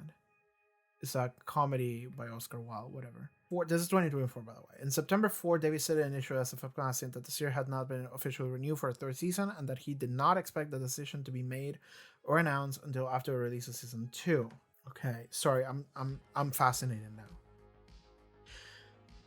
On October 11, Ncuti Gatwa appeared on the Graham Norton show, on which he said, there's a motorcycle passing and I don't give a fuck about that. Ncuti Gatwa appeared on the Graham Norton show, in which he said that the season would be filmed in 2025. The quote was cut from the broadcast edit to liven up Gatwa's interview, and the BBC reiterated in a statement that no decision on the season would be made until after the release of Season 2. On December 6th, Russell T. Davies told the BBC Today that he didn't know if there's a 3rd series yet, its fate would be decided after a 2nd season air in the summer. He was optimistic about the show's future, however. There's a bunch of we don't know if there's a next season. But Ncuti Gatwa here said that season 3, would be filmed in 2025. Why would he have that information if he wasn't a part of it? And the fact that that part of the interview was cut, they're trying to keep something on the wraps. Sorry, I'm going conspiracy theory now, but this gave me a sliver of hope. Ncuti Gatwa was saying I'm not going anywhere anytime soon, and him saying they're filming Season 3 in 2025. That gives me hope.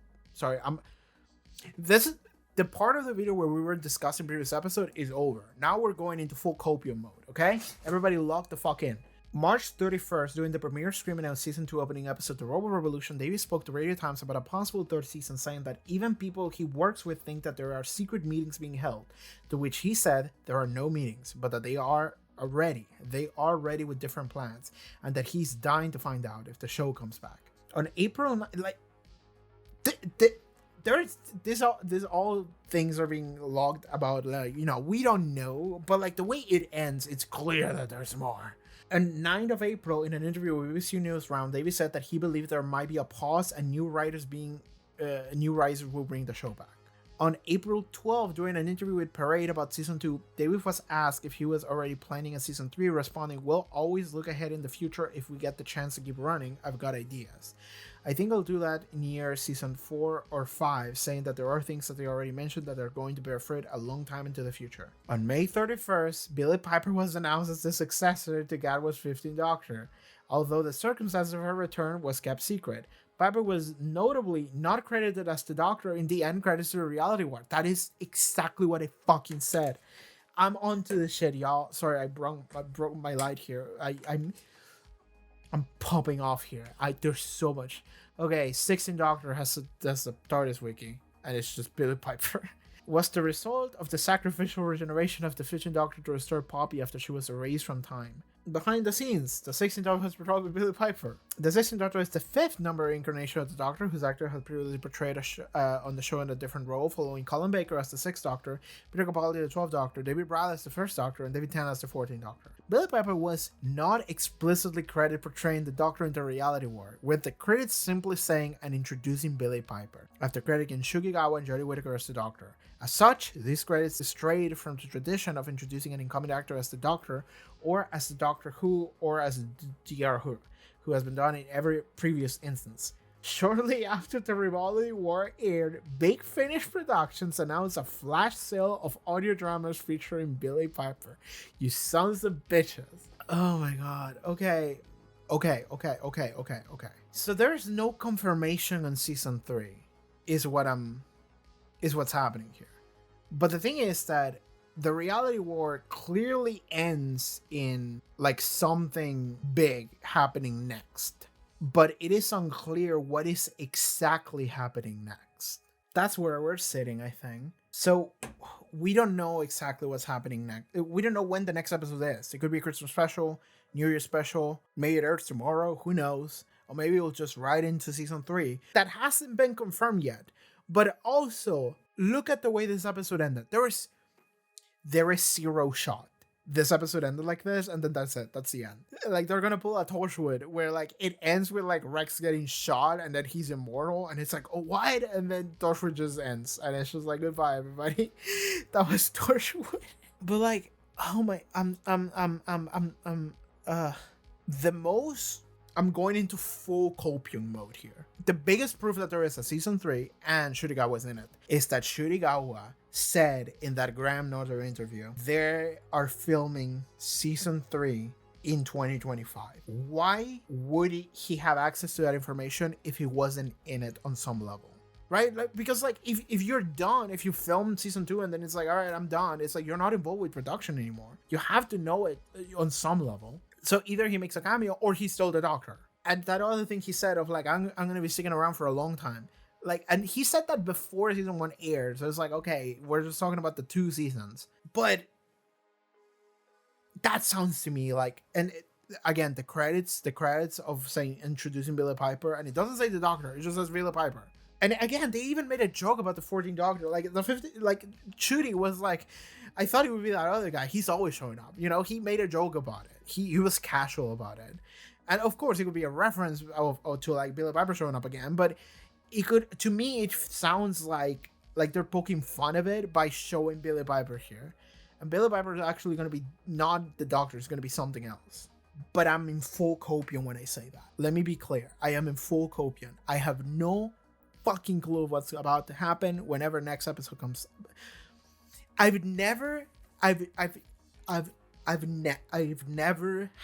a reaction to a Doctor Who episode that ended in this amount of confusion.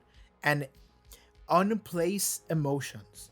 I don't know anything. I'm like gesturing and I don't know what I'm gesturing. That's how like crazy this thing is. I'm just saying words. I guess something I will say that maybe some people, maybe you wanted a reaction to like Billy Piper being here and being like, oh my god, I'm crying, and it's like, oh my god, Billy Piper's back, it's Rose, and I didn't have that. I'm not gonna have that because like I don't think I have the connection that some people have with Rose. Like I enjoy Rose as a character. I think I enjoy her more now that I'm older than I did when I watched the show the first time. And I just enjoy seeing her. But like Rose to me is not a character that I would have that emotional reaction to. But also, all of my emotions were placed in order to say goodbye to Shirigawa that I wasn't ready for. And he's regenerating and I'm like out here like wanting to kill myself. And then Billy Piper shows up and it's like, oh, look at me, hi. And I'm just sitting here like, nah, dog. Nah, dog. I'm just gonna get the fuck out of here. Like I don't have it in me. I don't have it in me to muster whatever emotion you want from me. And that's probably the emotion they want from me. Is to just be like, what the fuck? So that's where I'm at. I hope that I gave you a nice rundown of like what it's like to be me right now in this moment in this chair. How do I feel about this goddamn episode? And the answer is I don't know. Let me skim through the episode one more time. I talk about Anita. Well, we're gonna be watching the Unit spinoff whenever that comes out, I guess. There's no way they would like greenlight a Unit spinoff and not Doctor Who season 3. Fuck you. It's absolutely happening. Durrani was pathetic. Omega showed up and it was a little weird. And then Poppy and Ruby, the situation was a little sad. And then the Doctor is like, I'm gonna save Poppy. And then Jodie Whittaker shows up. And then he regenerates and then he says goodbye, Belinda and Poppy, and then he's just gone. And like he's just gone. He goes to Joy, which is nice. It's nice that a little bit of a joy here. And then Rose. Fucking Billy Piper. I truly don't know. Now I'm going crazy mode. Is Billy Piper in the same like place that Shurigawa was, which the TARDIS? I'm looking at the background. It's very muted. It's like you can't really see it very well. But I'm like, is it the same place? Because like the way it goes is a bunch of light goes over Shuri's face, and then just Billy Piper's here. They're wearing the same clothes. That is the most damning. Is it the same clothes or are they just very similar? I think they're the same clothes. Okay, that is the most damning proof. Is that it's. I don't know. I'm exhausted. I've been talking for like an hour in this recording, and this is not the first one because I had to like pause for a second and then I had to come back. And I don't know. I don't know if you can tell. I am at a loss. Like I'm looking everywhere and I don't know what to think. I don't know where to look. I don't know what to say. This might be the most confused I've ever been in a reaction in the entire history of my channel. I think this is the most confused I've ever been in public, maybe. But like I'm emotionally confused, and that is the point here. It's not just like, oh, I don't know what's happening, because I never know what the fuck is happening in life in general. I never know what's going on, and you should never pretend that you do, because none of us know what the fuck is going on at any given time. The 4 non-blondes, they knew what was up. I am emotionally confused.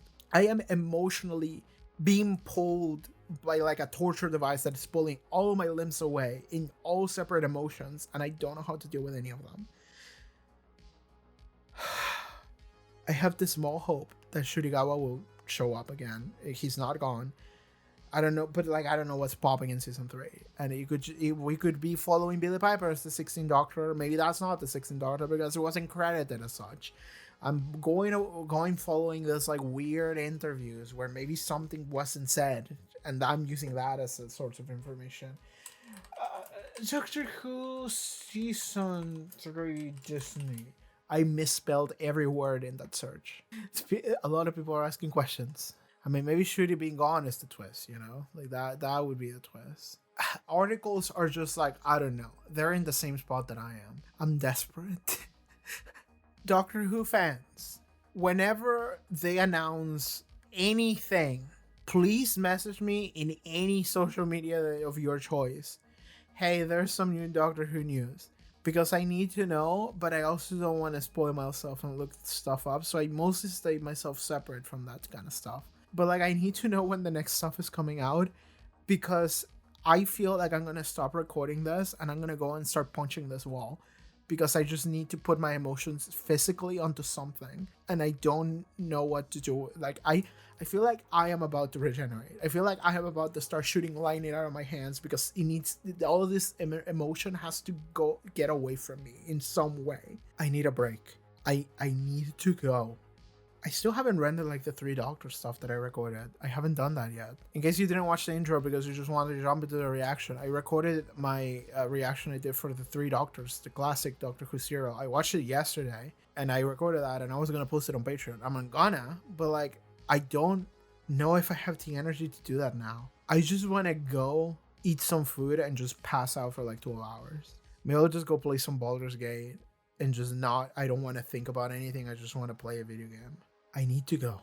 I need to stop recording. Okay. Thank you everybody for watching this reaction episode of Doctor Who. I hope that it was funny at least to watch whatever this is. Thank you. Goodbye. Okay, fuck you. We're doing something different. I went on YouTube, and the first thing that fucking pops up is the making of Reality War Doctor Who Unleashed. I need closure in my life. I'm gonna watch this. And I'm gonna record it on video.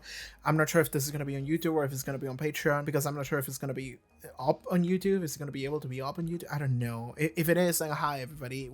Go to Patreon to watch my full reaction to the Doctor Who Unleashed Reality War.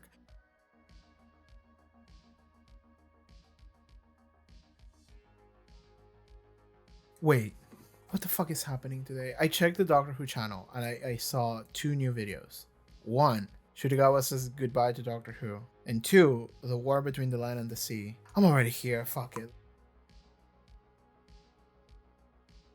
I don't know what that was. That's the same actor to play Alonso. But he's not Alonso, he's Barkley. And he seems to be the main character. Okay, let's watch Shudigawa says goodbye to Doctor Who.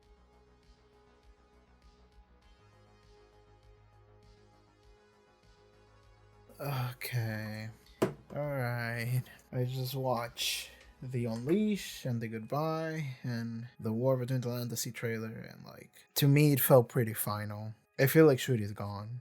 I feel like he's just gone. That felt very honest, everything that I just watched. And if it's not, I'm gonna feel very betrayed. But I think he's just gone. And I just have to accept that.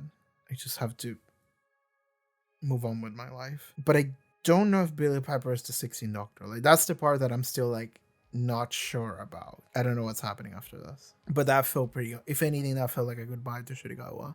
And if anything, it made me happy to watch this, because it helped me like process some of these emotions. I sat here watching shit for like 40 minutes. I wasn't planning on recording this, but I have to go get food, by the way. Like, my food has been done for like half an hour, so I have to go. But that was that helped me like process my feelings a little bit, some of my emotions. But I'm gonna be sad about Shudi being gone for a while. I really love that Doctor.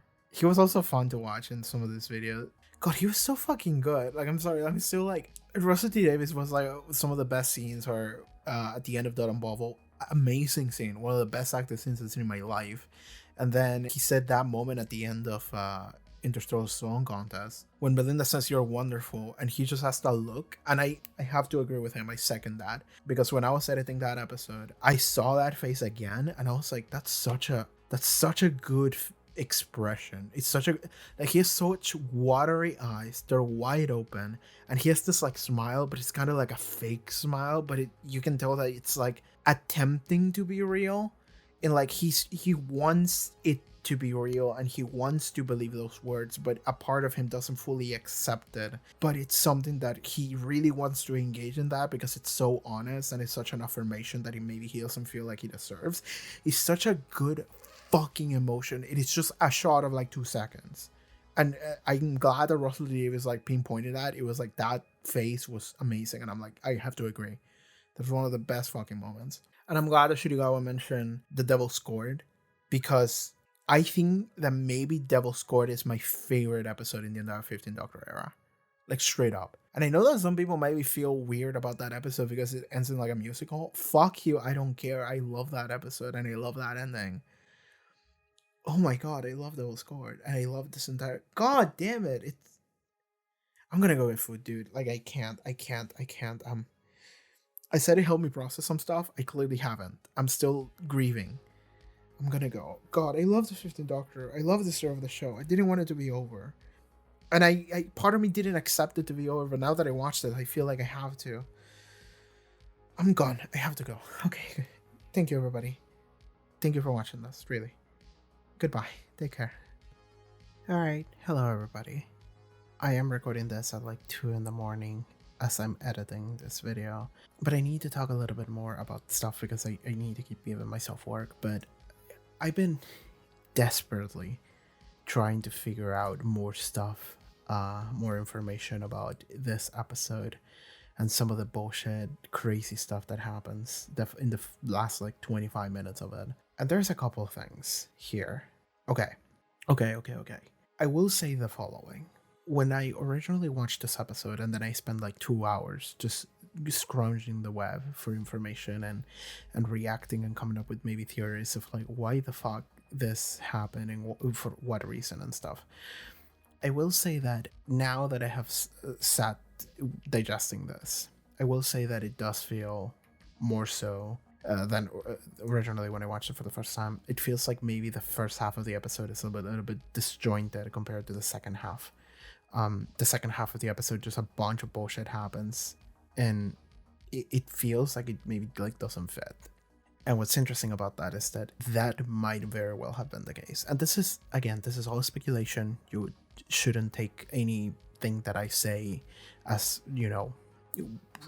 absolute truth. But I've been looking at the TARDIS wiki, I've been looking at information, and here's what's up.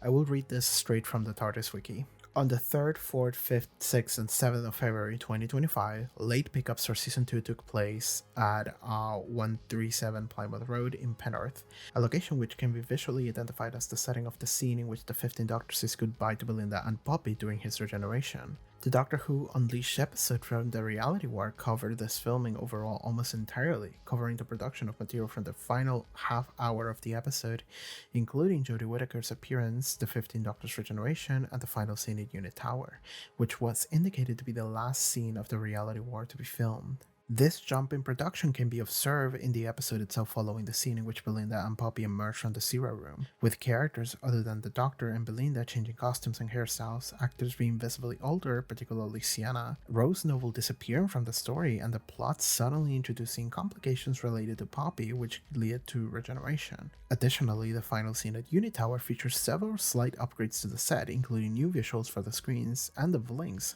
having more pronounced lighting for its tubes. The scene in which Desiderium is adopted by the Sundays only uses camera angles, which do not show the baby's face, possibly because it was part of the 2025 filming and it may have used a different infant actor. Not only that, there's more stuff. A promotional image from the Reality War featured the 15th Doctor and Belinda partying at a club. However, this scene did not appear in the episode. I'm going to put that on the screen so you all can see. Karl and Ford appeared as Susan Foreman in the previous 2 episodes, but was notably absent from the Reality War despite the build-up. An interview with Ford in the Unleashed episode for Interstellar Song Contest featured Ford wearing a different version of her Susan costume which did not appear in any of the film material, suggesting that Ford may have filmed more material which went unused. And the most damning thing, this is something that I read during my original recording, but I took it in a different direction, but let me read it again. On October 11, 2024, Gatwa appeared on the Graham Norton show, on which he said that he would continue to play the role of the 15th Doctor for a future season of Doctor Who. The quote was cut from the broadcast edit to liven up Gatwa's interview, and the BBC reiterated in a statement that no decision on the future of Doctor Who would be made until after the release of Season 2. This incident could be taken to indicate that Gatwa genuinely believed that he would continue to play the Doctor, with the original ending of the Reality War not including a regeneration. So, here's what's up. This is what I'm thinking. And sorry, this video is gonna end up being turning a very negative turn here. And it's all speculation, I will say that. This is all speculation. But there's a lot of information here. And just looking at just the structure of the episode, that hints at the idea that there was a different version of this episode, a different story for this episode that changed, that swerved into something completely different for the final half an hour of it. And I can totally see that. That makes total sense to me. Because something I can say now that I had a little bit of time to sit with, I say a little bit of time, but it's been like maybe 28 hours. But it's still not the heat of the moment, but I'm thinking about it. And I see this episode and I look at it and I go, it feels like the episode has a lot of the parts to like kind of have this final goodbye, final send-off for the 15th Doctor, but it doesn't have like the emotional oomph to it, you know? It doesn't connect emotionally to everything. In fact, it feels a little rushed, I would say. What I was thinking, this is what I was thinking like maybe a couple hours ago. I was thinking, well, that might have very well been the case for the fact that this is an 8-episode run for modern streaming platforms, as it was the same for previous season. And I'm starting to think about it, and I'm like, well, maybe it's fault of the fact that this is meant to go into an 8-episode slot, and maybe they didn't have time to do a lot of the stuff they wanted to do, so it all feels a little rushed. I can totally see that happening. But now that I'm looking at this, now that I'm looking at what they're showing me here, this information, I'm starting to think that maybe there was something else that happened behind the scenes. And something that I read yesterday when I was looking at, again, the TARDIS wiki and any information that we may have had for season 3, is that season 3 was never confirmed. The only quote-unquote confirmation we had for season 3 is Shuriga was saying in the Graham Norton show, like, oh yeah, season 3 is being filmed in 2025. And then they cut that out. But there is actually no confirmation. The only thing we have is, I think like Russell T Davies saying like, yeah, we're confident that it will get picked up again, but there's no confirmation that it has. And in fact, there's a lot of people saying, there's a lot of like Russell T Davies and the BBC saying like, we're gonna air season 2 and we're gonna see what happens. Here's what I'm thinking, and this sounds very cynical and depressing, but what I'm thinking is that either they wanted to artificially inflate some interest, some kind of hype for the show, because either the evil moss, you know, the evil moss that owns everything, Disney or the BBC or whoever, you can argue even Russell T Davies, whatever, right? Like, he's the showrunner, but at the same time, I don't think the showrunner has to necessarily he might have had the final say on it, which sucks, but I don't think maybe necessarily the call came from him. But I can't even say that with certainty. But whoever it was, I'm thinking that there might have been a call that came from above, from the powers that be, that said, you have to hit these numbers. You have to like push these metrics in some kind of way in order for the show to get renewed for a season 3.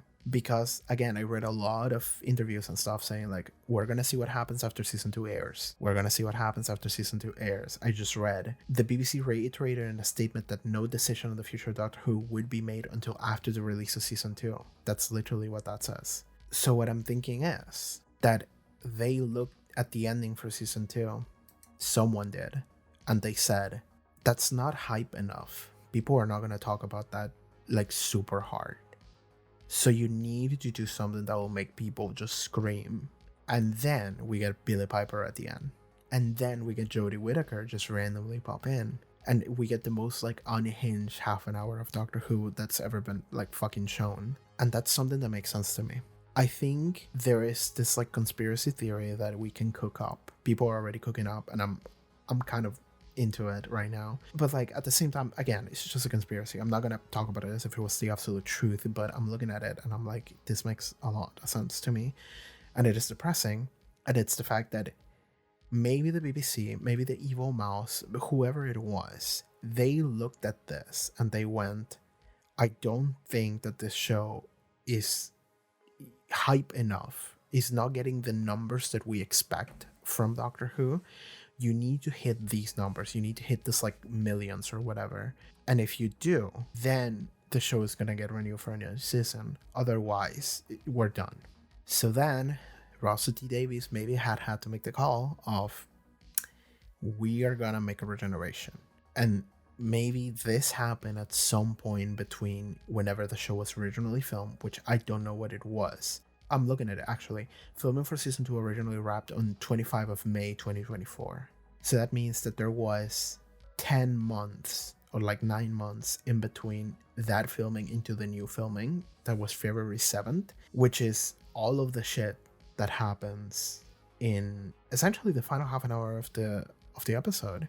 I pointed out when I was watching the Doctor Who Unleashed episode, I was like, there's like no conversation being had about the Rani of Omega or anything about that. And it's just like, I'm thinking that Unleashed episode just covers this new ending thing that they made. Like, this is not even conspiracy, this is just true. But the question is why? You know, the question is why is this happening? And I'm thinking that they needed to hit some numbers, and they didn't think that the original ending would have hit the numbers. And this is the saddest fucking part. Judging by what Shudigawa said in the Graham Norton show, I think that he was supposed to stay as a doctor. And that, I don't know, man. And this is the other thing. And that was the most charitable reading of what might have happened, of the two alternatives that I have. The other alternative is that either the mouse or the BBC looked at Doctor Who as it is right now, and they went, we don't think that phase is good enough. That is the other version that I'm thinking, is that they look at Shudigawa and they went, yeah, we don't like him for reasons, quote unquote, and they went, get a new one. Get something that will hit bigger numbers. Whoever gets the say on this, whoever sets the order down, might believe so. And if they do, then, well, fuck. You know? It doesn't fucking matter what we're doing here. It doesn't fucking matter what the episode is, what the doctor is, what the writing is, what the art is. Whoever business guy is like, no, we gotta hit bigger numbers, and I think that this would be the way to do it, then that's it. We don't really have anything we can do against the powers that be. And that's what I'm thinking. Sorry, this video turned really depressive right here at the end, but like, I'm sorry, like, I'm in like full like QAnon mode here. I'm full like looking at all information I can get about the reality war, and I'm just like, this, like, again, this is weird. Another thing here, somebody told me on YouTube, somebody left me a comment, and I didn't fully understand it at first, but I'm looking at here, Belinda Chandra's father. We have heard references to Belinda's father, how he like sucks at singing and stuff, and you know, the doctor was like, I'm gonna hear your dad sing, I promise you, you know. And it felt like that was building up to something, you know. Those are mentions that usually pay off at the end, you know. The original ending could have had moments of like the doctor hanging out with Belinda and her family, and it's like everybody's happy at home. Here's the thing, Belinda Chandra's father, prior to the release of season 2, talent agency Katie Scott Associates posted online that actor Archie Lal was to feature as a character named Hari Chandra, presumably Belinda Chandra's father. However, he did not appear in any of the episodes as broadcast. This is crazy to me. Like, there is so many details about what just went down that feel like that wasn't supposed to be the case. And I will say this, there is an alternate version of this where we are all being like toyed with, we're all being like played like fucking fiddles, and you know, we're all falling prey to Russell T Davies' machinations, and he has some kind of like master plan next episode where, like, you know, Shudigawa is still the doctor, or you know, something is happening. But I'm looking at this and I just see that there was something that was supposed to happen that didn't. This was meant to be different. Jodie Whittaker wasn't supposed to be here. Billie Piper wasn't supposed to be here. And maybe Shudigawa was supposed to still be the doctor. And I don't know. I mean, okay, I know how I feel about this. I feel very, very... I feel baffled. But I also feel sad and almost mortified. I never felt this way watching the show. Watching the show felt a lot like, you know, I'm dealing with a bunch of choices that maybe the writers make, the showrunners make, performances and stuff, some of the goofy CG or whatever. I can have problems with that. I can have problems with some character arcs or whatever. I I need to find some time to talk about Belinda Chandra and how I feel about her, because I think that Belinda Chandra is wasted potential.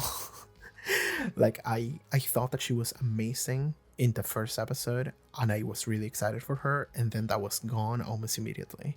And the reason why I didn't talk a lot about that is because in my head I was thinking like, well, this is not over yet, right? Like, we're gonna get another season, and then whoever's next is gonna continue to interact with maybe Ruby, maybe Belinda, you know, in the sense that like when Christopher Eccleston regenerated, like Rose was still around, and we continued to interact with Jackie and Mickey, and Captain Jack appeared again, and it's like it felt like it was still a continuation of the same era, and that might still happen. So that's what I was thinking.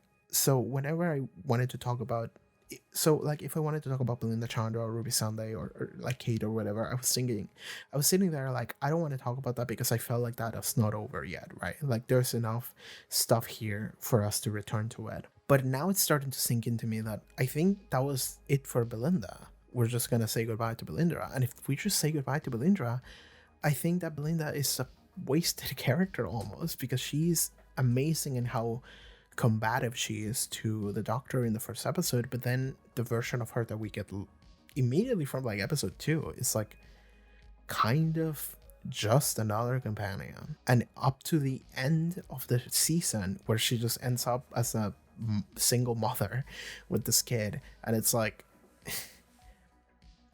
it makes me feel really weird about her. It really does.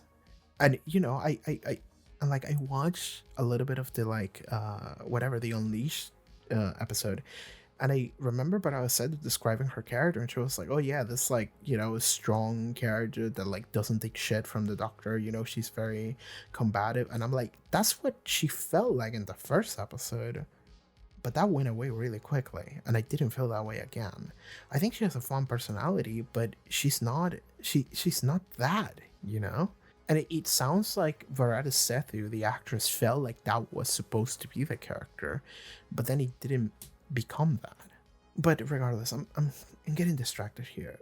But like, I feel so weird about this episode. Like, now that I'm reading all of this shit, I will say that there is a good universe. There is a good universe. There's a promise paradise, not promise, but you know, a paradise that might happen. But this is copium, in which then maybe they needed to artificially inflate the numbers. Maybe that's what happened. They needed to not artificially, I guess it's genuinely, but they need to like completely rewrite and reshoot the final like 20 minutes of the episode. They just need to come up with some other bullshit. In doing so, they managed to hit some insane numbers, some insane viewership, and maybe like social media hype or whatever that maybe Disney or the BBC or whoever was demanding from the Doctor Who production. Maybe Russell T Davies had this like crazy idea, and he was like, fuck it, we're just gonna regenerate 15 and we're gonna bring Billy Piper. Fuck it, who gives a shit? Get Jodie Whittaker in here. Why not? Who cares? We're just gonna throw a bunch of shit at the wall so that we create the most unhinged 30 minutes of Doctor Who ever put into film. But the promised land, the good ending, and I'm not saying this is likely, but I'm saying I don't know, like this could happen, is that maybe the show gets picked for a new season, we get a new special, and then immediately we are being given, hey, it's Billie Piper, and then it's like, actually she's not. It just changes to someone else. Or rather, it's Billie Piper, and she's like face to face with the Doctor, like the Doctor is in front of her. Because the way it ended, she went, hello, looking into the camera. But like the transition is also weird because it's like just full of light. But that also makes me think that maybe they couldn't necessarily pin down Billie Piper as the potential replacement or whatever, and they just figure that shit out later because it might have been filmed at a different date, but whatever. But I'm thinking like she appears and then in front of her is like the Doctor, and like the camera like spins like 180 and it's like Shurigawa is still on the other side or whatever happens. Like maybe in the future we're gonna get the next episode and it's just like, yeah, Billie Piper's here, but she was really here just to like hit some insane viewership. And now that we did, we're just going to dispose of her the next episode. And we secured a third season. And now I'm just going to make a bunch of bullshit. And Shurigawa was still the Doctor. And it was all a psych. You know, this was all a ruse. in order to just get the next season greenlit. That is a good ending from the situation that we're describing here. I don't think that that's likely. The way I'm looking at this, they needed to throw out Shirigawa and get someone else that would maybe get some numbers, and that's the reason why this entire ending happened. And I was okay. There's also a different thing that might have happened, and this is maybe a little bit more. It's more charitable. This would be another good way this happened, but I'm not sure if that's likely. Which is, Shirigawa just realized, I don't want to do Doctor Who anymore. Like, I'm actually tired. And then he was like, "Yo, Russell, like, I don't want to do it." But like, they wouldn't just reshoot the whole thing just because the actor just felt like, I don't want to do it. Right? Like, I don't think the actor would have that amount of power. So I don't think that was on him. I don't think that that's on Shirigawa. I think whatever the remuneration was happened from somebody made a call. Somebody up in the chain made a call. And I hate that call. But again, oh my god, I've been talking for how long? Like 25 minutes. It's like 2 a.m. and I need to finish editing this fucking Doctor Who episode, and I just gave myself more work. But what I do want to say is that we are living in this like weird conspiracy. I am, at least, where this episode wasn't meant to be like this. And I can think of reasons why it was changed. None of them are good. And if that is the road I want to go on, then I'm just very sad.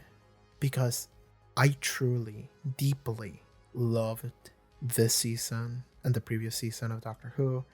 I loved Ncuti Gatwa as the Doctor. I wanted more. I really, really want more Ncuti Gatwa as the Doctor. And to me, I'm starting to get this feeling of the powers that be held Doctor Who by the throat and just threatened them and said, do something else. And maybe it complied. There's so many cooks in the kitchen, and you know, we have to keep puppeting the corpse of Doctor Who forever. And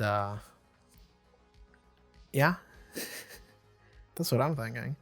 Because like, people had a lot of complaints about this episode. Like, immediately, I can tell you that. I don't really participate in fandom, but I caught wind of it. And something that a lot of people had, and something I also felt on some level, was Russell T Davies keeps like bringing these things from like 2007, 2008, just keeps bringing these characters. And it's just, it feels self-indulgent. It feels like, you know, shoving nostalgia on your face and being like, look at this, you like this, you remember this, look at it. But looking at it from this new perspective that I have, based on some of the information we got, I'm thinking that was just, that wasn't the original plan. Someone made this happen for a reason that wasn't just, you know, writing an episode. It was a reason that was monetary. And I'm really, really worried that that's the case. And I'm really, really sad if that is the case.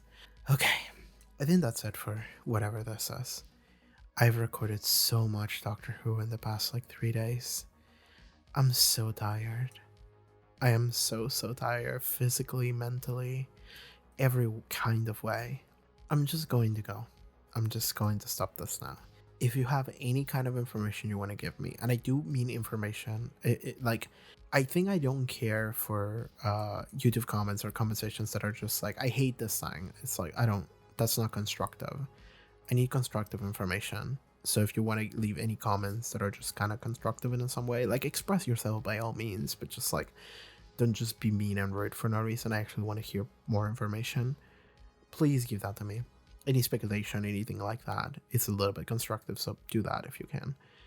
And I do want to say, like, I do want to interact with the fandom in like a weird way, not necessarily in the normal sense, but just like, I don't have anyone to talk to about this shit, and I feel like I need to find someone to talk to about this shit. Oh my god. Oh yeah, something else I'll say, just a final prediction, and this doesn't go at all with what this entire like recording has meant, but I made a joke, which is Doctor Who with the peak transgender experience of crushing on a girl so hard that you become her 20 years later. I wouldn't be surprised if that was actually Russell T Davies' suspicion. Like, if the reason why Billie Piper of all people is here is because of that, you know, and then she becomes like the 16th Doctor is just like a transgender allegory. But I don't think she's the 16th Doctor is the thing. Or maybe it's in the Finding Commune community, we refer to these things as option select, which is like, maybe it is set up so she could be the 16th Doctor, or she could also not be the 16th Doctor, depending on what the fandom reaction is. She's not credited as the Doctor. She's not. At the end credits, it just says introducing Billie Piper. It doesn't say as the Doctor. So that to me feels like she's not, like definitively. I think that is less likely for her to be the Doctor than to not be the Doctor. Because there's also a joke about, like, you know, dissing the 14th Doctor, dissing David Tennant. It's like, oh, that guy is always showing up. So that feels self-aware to me. It feels self-aware that you would make a joke like that and then just double down on it. And, you know, maybe that can just be a completely valid criticism of Russell T Davies, because, like, if he's actually doing that, then, well, fuck. That is just criticism. Like, my dude, I don't know why you keep doing this. But if you are self-aware of it, then, like, why do you do that? And I'm starting to think that, like, you know, Billie Piper is not the 16th Doctor. It's someone else. Okay, I'm done. I'm just gonna go. I have so much Doctor Who I have to edit. Oh my god. This episode is so long. Okay. Thank you for listening to this. Thank you for watching this video. Thank you in general. Let me know if you would be interested in like getting like a season review or whatever, but I feel like this is what this video maybe was a little bit. I don't know what else I can say about the season. I just really enjoyed it up until this moment, like 30 minutes ago, when I started just piecing things together that made me really unhappy. But yeah, okay. I'm gonna meet Shurigawa. Okay, I'm gone. Thank you so much for tuning in for this. See you next time. Bye-bye. Okay, you know what? Fuck this. I am recording an extra thing here. Sorry I look like shit. It is 5:30 in the morning. This is 3 hours after I recorded my previous audio that you just listened to. There's some extra talks I want to add. I don't know if you can tell the like emotional toll that this episode has had on me. I don't know if you can tell the like amount of like mental energy that this fucking episode has impacted on me over the past like 30 hours or whatever.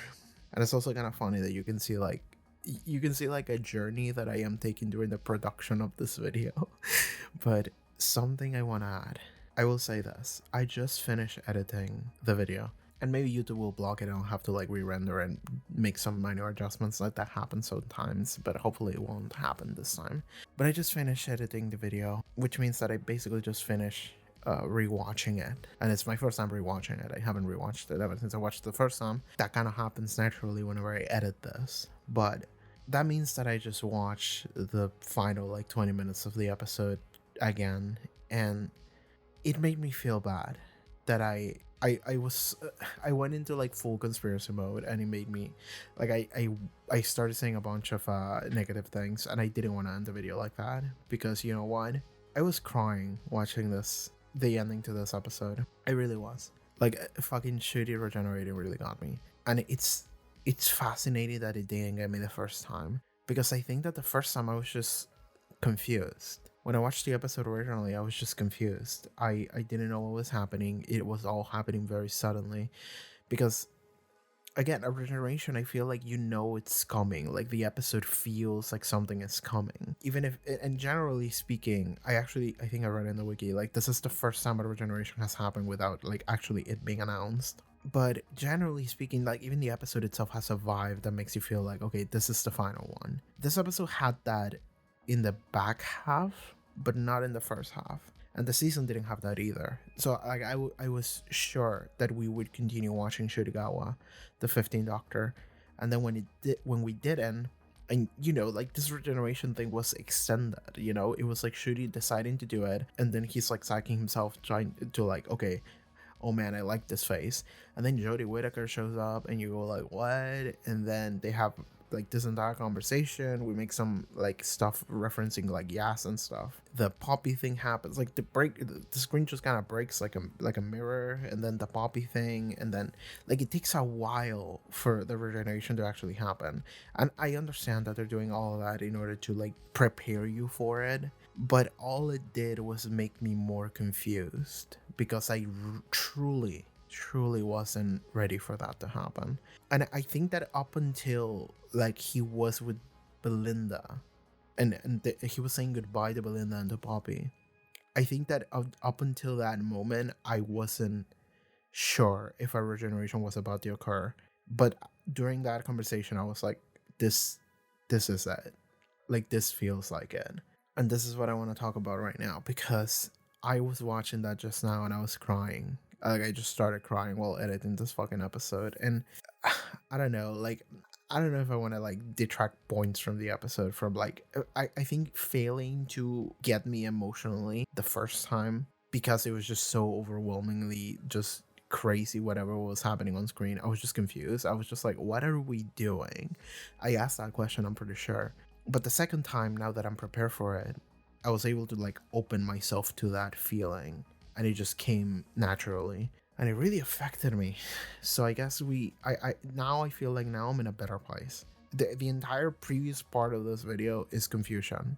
Now I feel more emotionally available. So what I will say is this: I love Shidogawa. I love the 15th Doctor. That felt like a goodbye, and I have to say that he went out.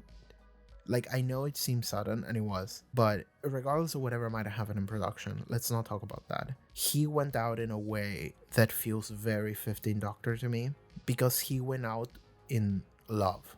And that's not something that every doctor does, but that is something that this doctor absolutely, like, it felt like that's the way he had to go. He chooses to save a person. He was like, I saved the world, but at the cost of one person going missing. That's not a world I want to live in, right? So that is an active choice he makes. Okay, other doctors make sacrifices, but not just that. It's the fact that like he keeps telling people like, I love you. He keeps hugging people. He keeps making sure that they're fine. Not only that, but like he goes out and he's alone, but he's like, I don't want to be alone, and he goes and hangs out with Joy, and it's like, I'm never alone when I'm with you, Joy. And it's this thing of like, and he says he goes out with a smile, which is also something that 13 tells him. Which is something that 13 also did. She went out with a smile. But, you know, the 15th Doctor goes out with a smile. He says, like, this has been an absolute joy. And I really felt that, because the essence of the Doctor, whatever incarnation it is, I think it comes across in the regeneration a lot of the times. Eccleston finds acceptance in himself after living a life of just guilt, and that turns him into someone who's maybe a little bit self-absorbed, which is the 10th Doctor, and the 10th Doctor just exits with, I don't want to go, I want to keep being myself. In fact, I regenerated earlier into myself one time already, because I'm just so vain. The 12th Doctor literally lectures you as he's going away, even though he's talking to no one. He's monologuing to himself, which is the best moments he's had in his life, in the 12th Doctor's life, are whenever the 12th Doctor is monologuing to himself. And he's literally lecturing you on the things that he has learned, and he's just telling you to be kind. And well, he's monologuing to himself. It's like, to the next one that comes after me, you have to follow the rules that I have devised for myself. The 15th Doctor here, he literally goes out happy. He's like, I did everything I could for the people I love, and I made sure to let them know that I love them. And now I'm gonna go and I'm gonna smile and I'm gonna burn up, and whatever happens then, whatever, right? Like whichever one comes next, whatever, man. Like, but like this thing that I just had, this was a joy. This was true, pure joy and happiness, full of love, full of joy. And then he goes out, and like, I felt wrong leaving this video on that like audio that I recorded earlier, which was mostly negative, because there was a lot of speculation and stuff. And again, that is a speculation. You don't have to like trust anything that you hear from that. But like, it felt wrong to me, because I kept, as I was rewatching this, I wasn't as confused, but I was more emotive. I was more open emotionally to whatever was happening.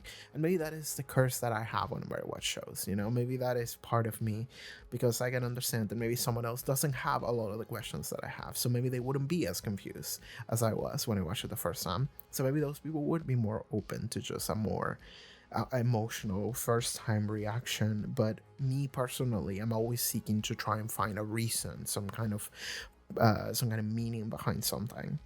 So that means that whenever I watched it the first time, I was just sitting here thinking like, but why? But how?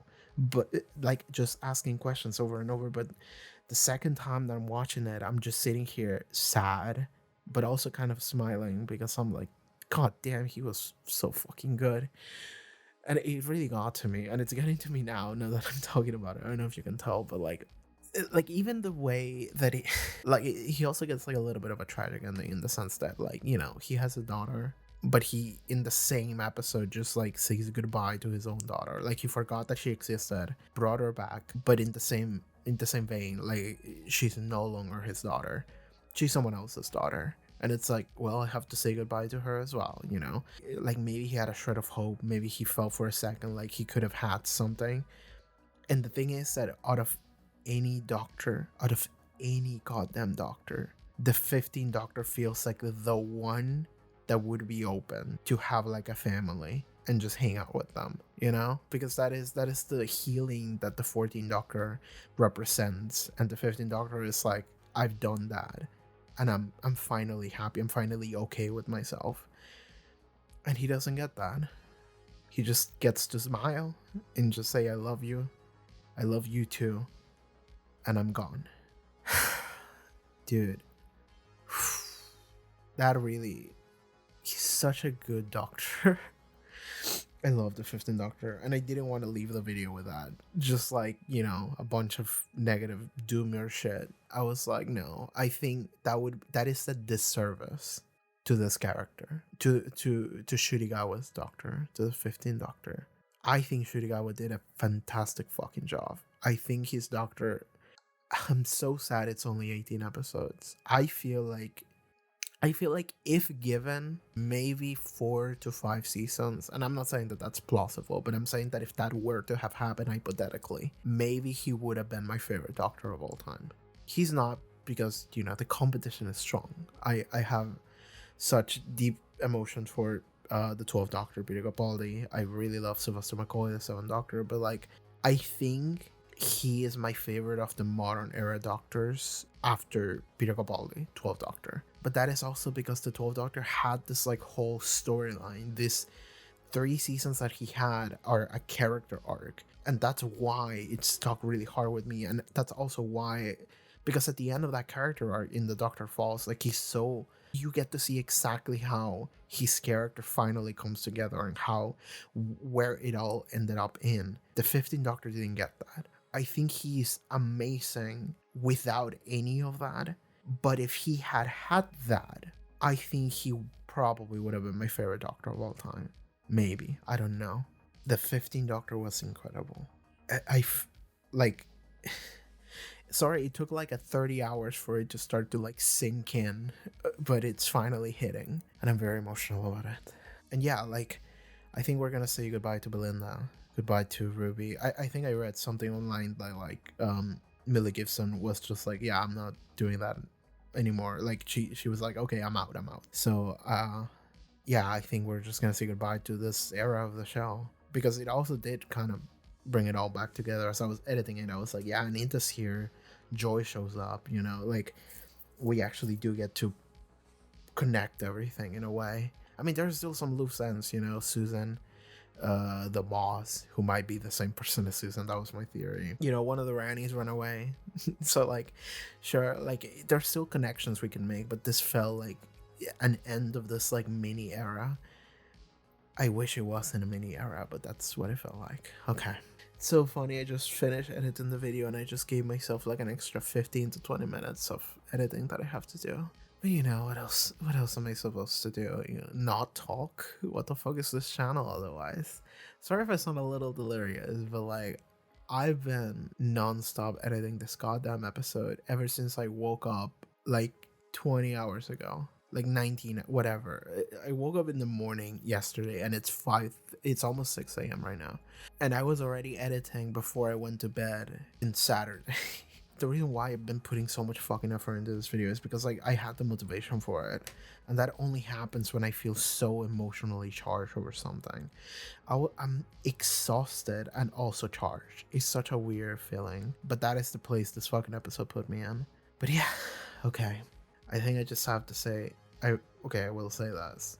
If the 15th Doctor, if next episode rolls in and the 15th Doctor is just here, I'm gonna feel, I don't know how I would feel. I mean, I would feel like I'm happy to see him again, but I would feel almost betrayed for being put through this like emotional torture of like I'm mourning like a loved one that I just lost, and and if they just go like, hey, he's here still, you know, don't worry about it, I would feel betrayed. I don't know what I would do with myself if that happened. And maybe this is just me being a fucking Doctor Who nerd, you know, maybe I just get emotional over silly things. But I think I already went through like my confused state. I think I went through my critical state, and I think I'm finally just ending my emotional state, which is where I'm at right now. So I went through like a full journey, like, you know, like the 5 stages of grief. Like I've gone through all of them. I feel like I experienced all of them at once at the first, and now I'm finally doing it the right way. Okay, I think I'm gone. I think I'm just gonna be gone.